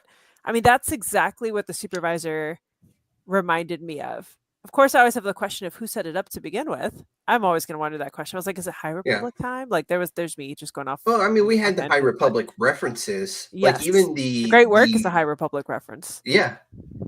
So So but it's makes you wonder like how it kept running and why nobody questioned it and when people phased out of it. And so it left a lot of interesting questions. But well, they Yeah. did say that we haven't been seen by a diplomat in years, but The they didn't reference emissary. that. Yeah, emissary. Like, but they didn't say like how many years it had been. They just said it had been years. So it's just interesting to see how people kept up, like to everyone's point here, how people kept up with the charade. Like it's a droid. yeah, they went to Yeah. work. They did their job. They made gold coins for the Republic, and that's all they knew. That's what they were put there for. And they were cut off. Yeah. And the other thing, they were cut off from society. They're cut off from the Yeah. stars. Like that whole thing, we're saying have never seen stars before. Like that's like the whole your head's in the clouds theory, where Yeah. phrase because they could look to the stars, I wonder what's out there. I want to go explore what's out there. You've cut them off from ever wanting to leave. These people have been held hostage for generations. Yeah. And enslaved essentially to run this system. Yeah, I love the idea that I think it's just like a bureaucratic failing, right? Like you mentioned, like Wally, like everything's on autopilot. I talked about Lost earlier. One meaningless Lost mystery that I'll spoil for you is there's a pallet drop of food from the Yes. Dharma Initiative, and you eventually find out that it's just like no one ever turned off the automated shipments. They're like two guys in a warehouse somewhere still getting like an automated paycheck, and they don't even know that the company's gone. I think that's the kind of the vibe. So Mhm. someone's getting them, or maybe someone like the Emperor or someone has that knowledge in their back I pocket. don't think the They've got this Emperor little even had secret knowledge thing. of that money. If he would have Yeah. known he had that money, you best believe he would have used it to make another Death Star. They do love making those. With 1 point. Yeah. 1 damn point. One fatal flaw. Speaking of, we're getting into season 2 really soon, so that's something. I'm excited. Oh, I thought you said season 2 of this. I'm like, that's happening. No. But Andor, yes, season 2. It's gonna be great. I'm here for it. Speaking of series like this, how would you feel about getting more one-off series like this one, where it's kind of its own little standalone thing, where you don't need the tie-ins to other Star Wars lore? Randy, we'll go with you. We're picking on you. You're the new guy. I'm going to say yes, provided that they can continue to create some creative space for the people attached to the project. So, all those practical effects that we were talking about earlier, like the clear heart that went into casting this series, they did some special things. Like my critiques are pretty minuscule in a show that I really enjoyed and really loved. But yeah, I think we kind of canceled it earlier. Like, I think this can exist as a one-off, but at the same time, like, give these shows some time to breathe. Give these shows some time to develop a following. Let it marinate. Like, yeah, not everyone's gonna catch the show right away. Like Game of Thrones took several years before it became what it became, and I feel like people forget that. So, Bill. Yeah, I mean, so it's a tale of two cities, right? The one city being our imaginations, being like, yes, obviously, like let's get creatives to come in and do their own thing. We have Tony Gilroy, like famed writer director who did Michael Clayton, who's done serious stuff, comes in and does a prequel series that's like, wartime drama, espionage, character study, spy thriller, all these things that don't fit into the magical fantasy of Star Wars, but also does, right? Yeah. I would love to see, like, there's no reason there couldn't be an Ewok show. There's no reason there can't be more, like I said this morning, there can't be another animated series in the vein of Clone Wars or Rebels, like a prestige show, like we've seen with Marvel has done that with X-Men 97. They are doing 3 seasons of Your Friendly Neighborhood Spider-Man. Like I said, the Ewok show, that could be an animated series. There could be an animated series about this that's coming. I know there was an animated series about the Ewoks. Oh, exactly. My friend has a cell from that in his apartment. But I mean, there's no reason why you can't do that now and reintroduce these characters. But you have to make, I think I said this on Social Distance, you have to make Star Wars cool again. You have to make it more acceptable because it is so, the fan base is, not us, but like the fan base is so hyper-focused on everything has to tie together. Everything has to be lore. Everything has to be perfect that it's never perfect, right? And there's just so much angst and bullshit that happens here. And so the other city I was talking about is the corporate side of things. They're like, can we justify being this creative, or do we have to go for the hits? Disney did it this year. They made Pixar cool again. How do they do that or profitable again? Because, you also had like 4 years of like their big releases being released for free, but they did a sequel with Inside Out 2. Marvel was struggling. Deadpool and Wolverine. These are all things that existed, so you're tacking things on. Star Wars, I don't know what we have with that right now. It's like, okay, we bring Rey back. Well, gosh, we saw how much heat that got for no goddamn reason. Like, oh, let's bring Finn back. Yeah, okay. Like, you keep seeing these things bounce around. It's just like, I would love, because they want to capitalize on something, right? That isn't Skywalker adjacent, but they always go back to it. They had it with Mando, and I think like that just kind of like that 3rd season and Boba Fett really did it dirty. Maybe the movie rekindles that interest. Ahsoka was great, obviously, but something's got to change within the dynamic of Star Wars, because I think there's so many people that have generations of storytellers out there that can do great Star Wars stuff. Like Bryce Dallas Howard should have her own Star Wars. Yes. She should. She's not phenomenal. Episodes. I mean, unless she doesn't want to. Like, give her a movie or give her a whole show to run. Yes. Because she's pretty great. So, I mean, like, let's do that. And I think there's so much that can be done that that I just think we need to mine it for more and figure out what to do. Like, this Patty Jenkins Rogue Squadron thing could be awesome. Yeah. Why not? It's got potential. It does. Sure. Bill, you know how I can't help but quote Kurt Vonnegut all the time? It's like in one of his in one of his rules for creative writing, He says you have to write to please just one person. If you open a window and try to make love to the world, you're going to get pneumonia. And I feel like they I won't don't know. make up I've their tried minds. it, man. I've been pretty okay. I'm pretty good. I think a Targaryen or two has tried that as well. Yeah. Oh yeah, Um, but what a kid got kicked No, out but outside of a like castle window, led to a whole thing. Mando season 3 is such a good example because I am one of these Yes. Star Wars fans who's coming in like mostly with knowledge of the films. I've been Mhm. catching up slowly on like Clone Wars and stuff, but it's Oh, like classic. they're like, okay, we're gonna double and triple down on Mandalorian lore. Okay, but if you're gonna do that, do it because I love Katie Sackhoff, but like they made Bo-Katan a boring character, and then I'm listening to podcasts, and they're like, "Oh, she has a history as basically being a terrorist, and all this complicated thematic stuff." And I'm like, Yeah. "That's cool. Like, bring me into that. Like, let me see it." But they're like, "Oh, we're gonna do the lore, but let's not do the lore because some people might not know what it is." And it's like, dude, pick a lane. Do the lore free Mando thing that was working, or like do the lore right. People will come Yeah. if you do it right. Yeah. There's some great Now stuff in you there. did see some of the Bo-Katan stuff in Rebels. Yeah. Yeah, But for those who that's so haven't long watched ago. it, Yeah, it's yeah, true. that and I mean they could have served with a flashback like they did it for Ahsoka. You Mhm. had to that Clone Wars flashback. Why not do something like that with Bo-Katan? Yeah. They got And- so. I mean, that was the thing. The problem with Star Wars, it was just like they always get cold feet because they never know when to commit to the bit. Yeah. Because it's like, love Force Awakens, right? Yay, Force Awakens. I love The Last Jedi. Not everyone does. I thought it was a super interesting take. Then Rise of Skywalker came, and they're like, you can't be half pregnant, right? So it's just Yeah. like, Amanda, you can verify. This is true. Well, actually, most of us can. We all have kids, and just like you can't be half pregnant, and it's just like so. That's what they always did. They're like, well, let's put one toe in and one toe out. We can't really do it. They never did it, and then they got cold feet on everything, and it really just instead of being audacious, like Mando season 2, I think bringing Luke Skywalker back. Yes.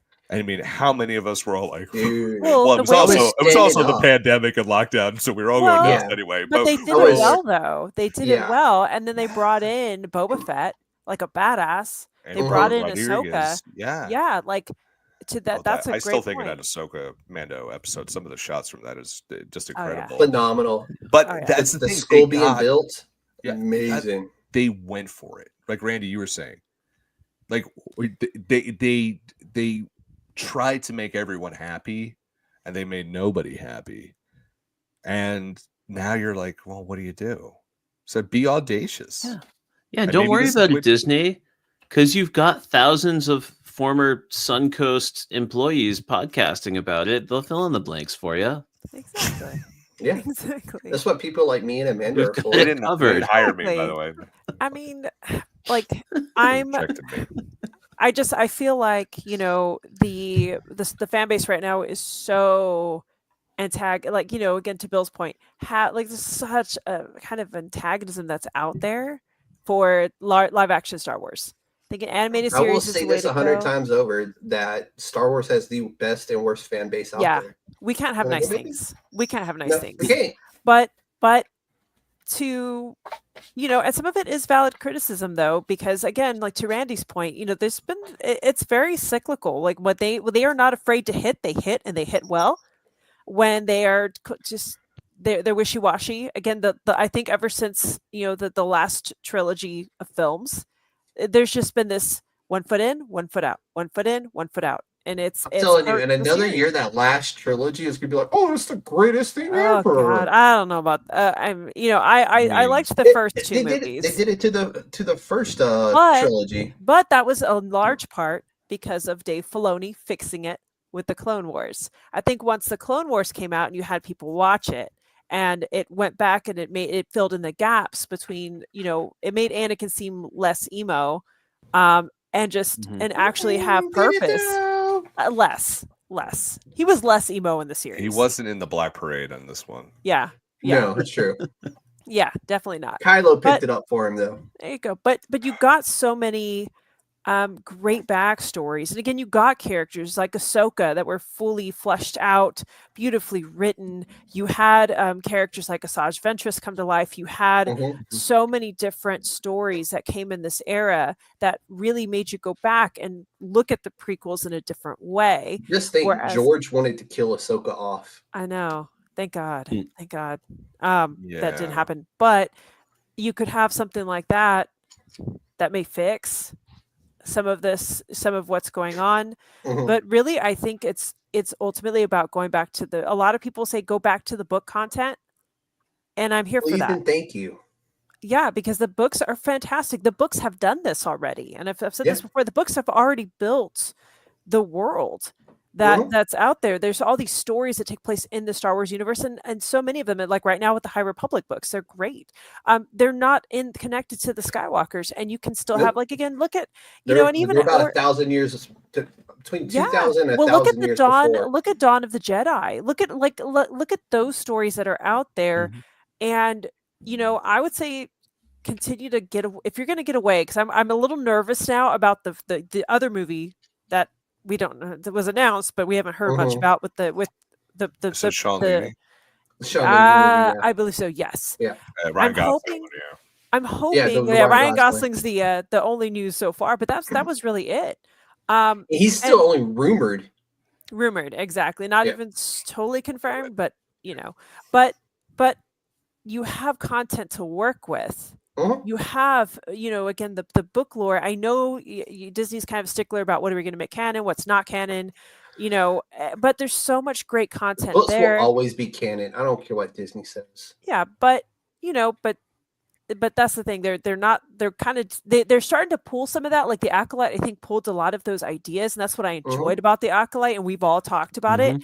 Yep. That some of what made the Acolyte work was the content they pulled from this existing lore and the speculation about who was the Sith going to be that was going to show up. Are they going to bring in somebody?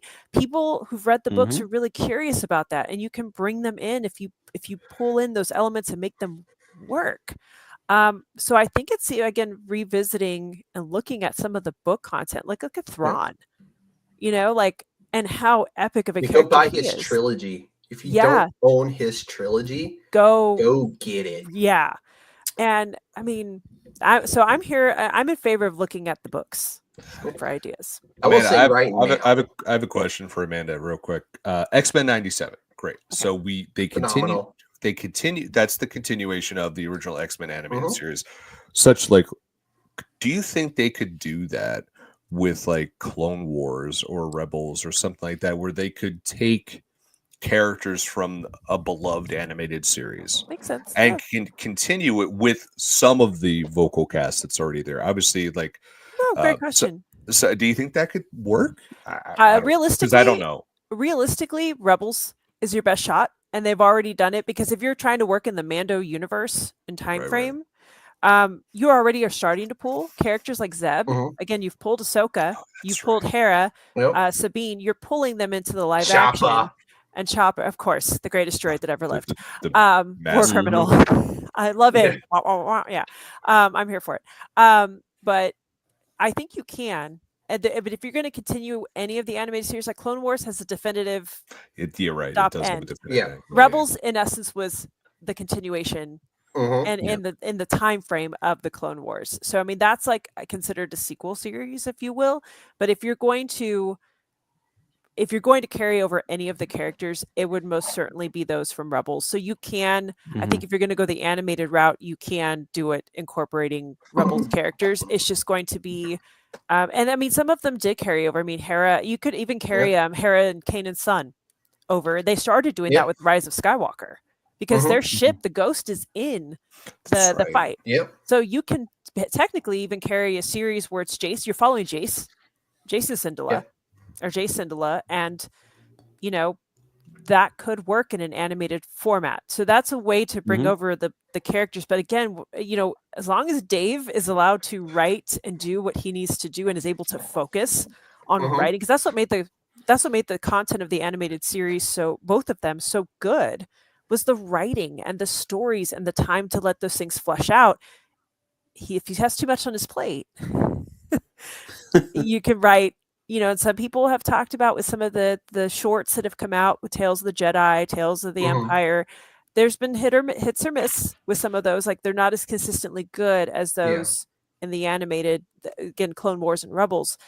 If you don't have if Dave Filoni doesn't have the space to write, then you have to be careful with that too, because you don't want to start dinging the animation or the animated series and start having that take a turn. Tales of the Empire is a good example of that. Yeah. I knew that's what you were talking about. I just have to say, ever since you brought up my guy Chopper, all I could think about was he would have such a good time hanging with GI Robot. Yes.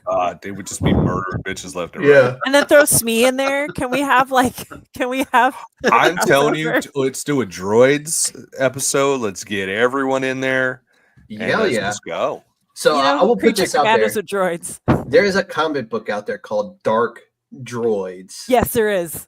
Phenomenal series. The ending of that series, top notch. Comic book C-3PO kills stuff. a guy. He does in this actually, but he was possessed by. I'll put it like this: in Darth Vader's head isn't just Anakin Skywalker. I will leave it at that. That's Natalie Portman. She's in all our heads. Son of a bitch. It's like Black Swan incepted C-3PO. Fuck. Who's ready to see her in Ahsoka season 2 flashback, y'all? Because that's in conversation. Let's fucking go. I'm ready. Bring it. Let's see her in Avengers Doomsday. Let's go. I'm ready for it. I will take Natalie Portman in anything they'll give it to us in. Let's wrap it up, guys. Did this finale deliver? We'll leave it at that. Did it deliver? Or would you want more substance out of it? I'm going to say it worked perfectly fine for me. I thought it was a good payoff. We get our boy Jude, sails off into the sunset. He didn't get captured, so he lives to ride another day. The kids have their adventure. Like Wim ultimately has the adventure he's always wanted with his dad.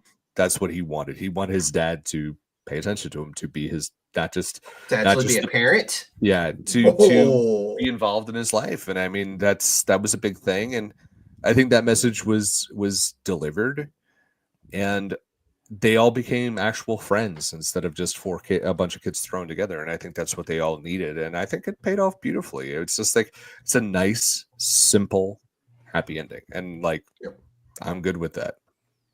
Amanda. It delivered for me too. I think it closed the chapter on this story effectively, but yet still left breathing room for I think Wim is probably the most likely of the children, although I would love to see Neil in a future project, but I think Wim is the most likely to show up in a future Star Wars project. Maybe in like a Rogue Squadrons, perhaps. Yeah, could be. So come on, you gotta have Neil in that too, just to be his nervous, his goose. I know. His wingman. Hopefully better faith than Goose. Hopefully. Yeah, I was thinking more like his Cameron from Ferris Bueller. Yeah. Okay, yeah, I like it. God. That would be so great. I like that they left the ending for Jude Law open to return. I think he's the most likely of the characters to show up in a future Star Wars project. I would love to see him show up in somebody like Hondo Ohnaka's crew would be great. So we didn't mention Hondo this, but together. Hondo Ohnaka's ship was at the space. It was post. It was. What was it? Episode 1. Yes. Hondo was there. We Or just 2. didn't see Hondo. Episode 2. It was either 1 or 2. So I thought that was a cool one. I will always pop for Hondo. I don't care. Hondo's Bring me my guy. Hondo. Bring me Hondo. Well, Randy, what'd you think? Well, as we know, the execs over at Disney are always tuned into my podcast drops because they know that I've got my finger on the pulse of the industry and whatnot. And listen, Disney, I loved this show. Give me more of it. That being said, I didn't think the finale fully worked for me. Okay. I don't have horrible things to say about it, but the main reason it didn't fully work for me is I loved this show, but I think the sweet spot of it was episodes 5 and 6, where we were the gooniest, where the kids were on their own, surviving on their own the most. And I was a little bit bummed out that we took 2 episodes mostly to just like get the parents back involved, like solve this big mystery of Atten. I would have preferred to see them out there adventuring, like just kind of continuing to become pirates, or at the very least solve it on their own, stay a little bit more in this sort of like fantasy-esque environment a little bit more. That's giving me, like when that big crab creature comes out, I'm getting shades of like the Never-Ending Story Yeah. and all these stories where kids have to like endure completely on their own, and it lost like a little bit of that magic for me in those closing 2 episodes. I think that's why I've been throwing so much shade on the parents, is that like KB and Neil really get sidelined for the finale. Like I They love do, Neil. I love that he accesses that turret and buys them some time, but like they do all that so that the parents are back in, and we're losing the time with that friendship. So I wish it had gone a little bit differently. But I am also not one who's going to trash on creatives, because I love what they did with this show, and it is not my show to make, and I think they did a phenomenal job. Very true. I can't argue that. I agree with the parents part. The parents did kind of. It's always the parents, man. Parents ruin shit. Just ask my daughter. But that is it, guys. I know the plan was to get a little, hey, what are you watching on in an anime? But we've gone 2 hours. I think we'll call it here. So we'll do the traditions. We'll start with Bill. Bill, tell the folks where they can find you. Don't need to follow me, but follow thepopbreak.com every single day. We're turning out a lot of great content right now. Our music section is ramping up. I'm doing a lot more interviews these days. Got a whole bunch coming out. We're going to be talking with believe it or not, I have got 3 interviews in 3 days. First one is a surf rock band out of Poland called Igor Jeziak and the Surfers. Yeah, they're one of one out there, and they're actually really great. That's part of our High Tide interview series, which is an international surf label out of Freehold, New Jersey. So it's really awesome. Nice. Thursday, we're going to be doing Surfing for Daisy, which is they're doing a record release party. They're an independent band at Asbury Park. Really awesome. Big things on the way for them. And then it should be Friday, the band Gangsta Grass. They'll be playing locally. They did the theme song to Justified. They have a new record out. They are awesome. So season 1, right? No, they did the whole series, I believe. For Primeval 2? No. For Justified. I know, but the second. No, not Prime. I don't know if they did Primeval. Okay. I know they did the original series. That was so good. They put a new album out. If you're like, hey, country and bluegrass and hip hop don't mix, no, they make it work. And they're all from the Northeast, which is weird. So go check that out. Those are my pieces that are coming out on thepopbreak.com. Follow us on all forms of social media at The Pop Break. Except for YouTube, we are at popbreak.com, all spelled out. I'm the co-host of the Socially Distance Podcast, which drops every single Thursday with Amanda Rivas. Tomorrow, we are going to be recording our episode on your friendly neighborhood Spider-Man with Dr. The Wife for Face for Wrestling. We completing our full month of the spotlighting the Texas independent wrestling scene. So we're going to be talking about. Oh, it comes out tomorrow. Comes out tomorrow. Don't yeah, worry, that's right. We got this all taken care of. I was like, and then we are going. And then the following week, we're going to be doing our final NFC East group therapy session for the 2024, 2023, 2020. The 2024 NFL season for all of you. I'm fine. I'm perfectly good. Not our Eagles fan. He's going to be doing well. So we got that going up. I'm also the Bill and the Bill versus the MCU podcast on Friday. We're dropping our Marvel TV recap. I guess I don't know what the hell it's called. We talk about Echo and Agatha along with myself and Alex Marcus. And then finally, I am with TV Break, which is our monthly TV podcast. Find TV Break and Bill versus the MCU on the Pop Break feed on all your favorite streaming platforms, socially distanced on all your favorite streaming platforms as well. And then Amanda and I are joining the old chairman's buddy, Kelvin, will be on the BCP Plus live Thursday night, 10 p.m. Royal Rumble predictions. My favorite WWE PLE. I said it. It's a pay-per-view, but whatever. It's PLE, I guess. Is my favorite one they do every single year. Doesn't matter how good or bad the product is, I am glued to that TV every single year. And don't forget, Amanda and I are doing our first column together too on the Pop Break. We're doing Nice. dueling Royal Rumble predictions. You'll see that Friday. So. Ooh. That sounds Amanda, awesome. we'll jump up to you since Yeah. he's giving you the flowers. Bill got me Every day. writing, so yes, he does. That is my goal for everyone. So He's the best. So I'm excited to write and write first wrestling column. I'm excited. I've already started doing my homework, and I think some of my predictions I think will not surprise Bill and everybody, but some of them are going to be like, oh, we're going there. All Are y'all right. doing the full 30-man roster? Who you expect to show up in the 30-woman roster? we'll try our best. Yeah. Okay. We'll try our best. Okay. I think Try our we're going We to try got our surprises. We have our surprise lists. best. And we don't We even have- know from each other. We're not going to find out we're doing until it blind. We're doing it blind. I won't know until we're going to have it done before BCP on Thursday, and then I will put it together, and we'll pretty much know what we're saying by then. But yeah, Yes, we do yes. no idea who the other person is picking. Yes, and it's exciting. So, so definitely excited to do that. And of course, as Bill mentioned, we'll be on the BCP Plus, and it's going to be great because I always love talking wrestling with the wrestling peeps, and it's going to be fun. yeah. Of course, Bill talked about that I'm the co-host of the Socially Distanced, and it's a blast. It's just so much fun, you guys. It's always Of fun. course, Always it'll be fun. everybody here has been on. And so I'm looking forward to having everybody back again. So check us out. Of course, I am the co-host of the Anime Pop podcast with my anime brother and Bill and my mutual co-host, Josh Sarnecki. We have a great time geeking out on different anime that are coming out every month with a great group of guests and friends. And just it's a great time. Our current episode that's out right now is on Solo Leveling Season 2 and Sakimoto Days. And that is with our wonderful friends over at the Blurred Watchers, Marshall and Courtney Stevenson. And it was such a great conversation. And of course, this coming month we'll be covering season 2 of both My Happy Marriage and the Apothecary Diaries. So we're excited. Get a little romance theme. It is Valentine's. It's the month It's of love. appropriate. It's appropriate. So we're excited. Sakamoto Days falls into that too. It does. It does, because you can't kill. Otherwise, you'll get a divorce. And you get kicked out of the family because you've been adopted.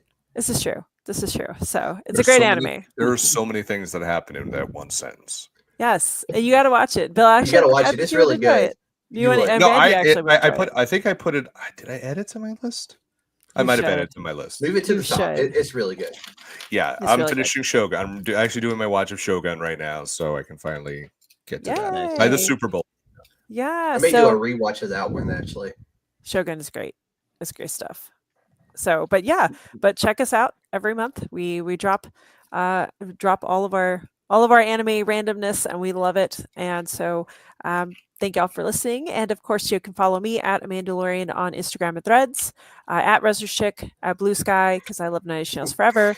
And of course, Every time we're I go to touring. tag you on Blue Sky, I'm like, New album drop. New tour. I'm ready for a tour new too. tour I'm like, everything. it's gonna happen. We just got to pick our city. But we're going to. But we're going. It's funny. Every time I go to tag her on Blue Sky, I'm like, oh wait, back, Resnors. Randy, over to you. Where can the people find you at? Listen, so first and foremost, I would love for folks to look up media/lit, wherever you get your podcasts. We just completed our first year of podcasting together, my co-host Chris and I. On this show, it's really a show about celebrating art and story and why it means so much to us, why it makes us feel more human, feel more alive. It's about getting to know our guests, and sometimes it's about playing pop culture themed games, which can be a huge blast. We love to do all of those things. If you look up our pod, you're going to see a huge variety of topics. We will cover things like Marvel and Batman movies and nerd culture. We will cover more recent properties like Bill just recently completed the first in our Knives Out series. We looked back at the first film. We're going to be doing Glass Onion at some point in the not too distant future. And of course, we'll get together for Wake Up Dead Man when that releases. But we'll go anywhere. I am currently in the midst of editing a 4-hour podcast a 7-person panel that is a draft of Taylor Swift songs, masterminded by the great Alex Marcus, podcasting director of the Pop Break. This is going to be our kickoff event for season 2 of Media Lit. And the things that people shared on this podcast were incredible and personal. It was so fascinating. We got some really cool guests from a podcast called Space Swifties, which is a Star Wars / Taylor Swift podcast. So it was quite an event. It was not supposed to be 4 hours, but it was an event. So somehow I'm going to have that up by Monday, February 3rd, and I hope people will check it out.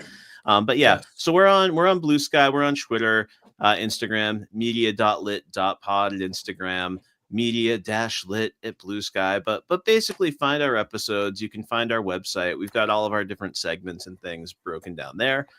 In addition to my work on Media Lit, I am a huge contributing member to the Pop Break. In podcasting.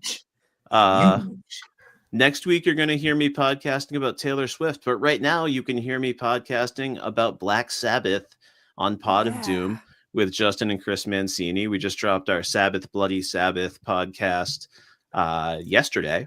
That just released. I added it to the queue. Thank you. And I'm also doing a lot of television coverage over at the Pop Break. Bill was insane enough to agree to let me cover Severance week to week. Sounds about right. That's legit. I delivered with 9 pages on the second episode of season 2 of Severance. 5,000 words.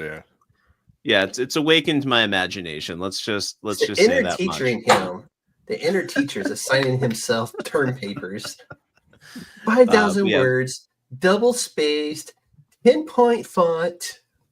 But yeah, check us out. And of course, check out my co-host, Chris Ingersoll, also on the Pop Break, co-host of Batman by the Numbers, an incredibly kind guy, an incredibly smart guy, and an incredible set of pipes on that one. What a voice. Yeah, except when he starts trapping his ass. It's great. It's my favorite thing in the world. Jeff, I just got to put over both Amanda and Randy real quick. Amanda's been, we're entering our 6th season, I should say. Episode 250 going to be this year. Couldn't have done this without Amanda. Amanda's one of the best to do a podcast with. There's, like Randy said, she's everyone's big sis. So it's been great. And Randy, congratulations on 1 year Media Lit. Yes. He's a hell of a dude, hell of a podcaster. But if you have to read what he writes, I know you're gonna say 9 pages on goddamn Severance. What the fuck? But read his stuff. It is so masterfully written. It's just like some A+ level writing. And Jeff, I have to put you over, my friend. Thank you for having us on this podcast. Thank you for always being a constant supporter of us at the Pop Break and Randy at Media Lit. It means the world to us that you always share our content. It means the world that you can come on our show and talk to us, be a part of Pop Break, and for letting us come and be a part of your first ever live stream, although not your first ever live stream. But we're glad to be a part of it, and we're glad you have you in our life. The next one will definitely be. I didn't realize I was going to have to wait 24 hours to go live on YouTube. What's instructions? It's the fucking fine print. I ain't reading that shit. Jeff, thank you so much, Jeff, because I've loved becoming a creator in this past year. But what I've loved just as much as that is the community that comes with podcasting and entertainment writing. Yeah. And you are such an active and thoughtful and caring member of that community. So thank you so much for the support. Yes, absolutely. Absolutely, yes. man. It's always a blast. Thank you. I appreciate the kind words. They do mean a lot. And anytime I get invited onto anybody's podcast, I try to put everything into it. And when Bill invites me to write something, that to me means the world, that he trusts this illiterate Alabamian to write for him. And don't worry, there's going to be more. I know, and I'm here for it. I'm here for it. I love it. So what's going on with me? Last night, I got the opportunity to read a new Kickstarter out there by Bruno Caterino from the UK. Of course, a great British name, Bruno Caterino. I know, right? And it was a really good comic book. I was surprised. I was not expecting what I got from it. And when I literally say, like, you will be surprised of who is experiencing these very human emotions in this book. And it got my seal of approval. So it's up right now on the dfpn.com. And there's been 2 books that I put my seal of approval on over on Kickstarter. I was invited to read, and both of them were phenomenal. And that's why they're both hanging right now on the dfpn.com under comics. And if you have a Kickstarter out there that you would like me to read and possibly put my seal of approval on, hit me up. I'm not hard to find. It's the chairman at USDNpodcast.com. That's my plug for that. Shameless. I'd love to read your comic books and tell you what I think about them. But you can find me at across all social media platforms at USDN Podcast. So for Blue Sky, you can find me at the USDN chairman over there on Blue Sky. And it's a little bit more personable. I do share a lot more of the comic book stuff over there and do a lot more with comic book interactions with the writers and that kind of stuff. So what's coming up for me? Tomorrow is New Comic Book Day, so you can expect that episode sometime tomorrow. I'd love to say I was going to shoot it today, but I don't get my comic books until tomorrow. So I'll shoot that tomorrow after work sometime. Some point next week, I'll be sitting down with Bruno Caterino from the UK. We're just trying to figure out a good day and time to sit down, and he's going to come on and tell us about his new comic book called Bereavement that is live right now on Kickstarter. So I'm really excited to sit down with him and talk to him about his new book and hopefully get some eyes on it and maybe some support for him in his new comic book, because it really was good. Yeah, it was good. The art was phenomenal. If you're a fan of like the newer style art that's out right now, like it almost looks AI, but you can tell there's a human behind the pencil doing it, then you'll enjoy the art in it as well. That's it for me. Randy, since you are the new guy, I want to take the time now to welcome you. You are official. You have gained the seal of approval from the chairman. You are officially a council member. It comes with tons of responsibility. It's mainly just like, hey, dude, you want to do a show on this randomly throughout the month is what you get out of that. There's no real perks, just random invites to podcasts and that kind of stuff. So welcome to the team, Randy. We appreciate you coming on tonight. Amanda, as always, I appreciate you. Anytime I'm talking Star Wars, you don't even need the invite. Just show up at the door. Dude, you'll be I'm so honored to be on the board. Thank you so much for having me. Can't wait to get you on Media Lit and make you an official. We're going to find. And it'll be awesome. We're going to get us a topic together, and we're going to rock one hell of a fucking show. I am not kidding you. But for me, that is it. I want to thank everybody who tuned in tonight. I seen we had about 5 viewers at one point. I do appreciate each and every one of you who are sticking around. I still see I have one person watching. So I appreciate that one person for sticking around and watching and supporting the podcast. I know we got off topic a few times, but fuck it. That's the fun of this, right? But on behalf of myself, my Council of Nerds, and my newest Council of Nerd member, thank you all for tuning in. And on behalf of myself and this fine council sitting in front of me, this show is USDN approved. It's supposed to play my outro. Why ain't it playing my outro?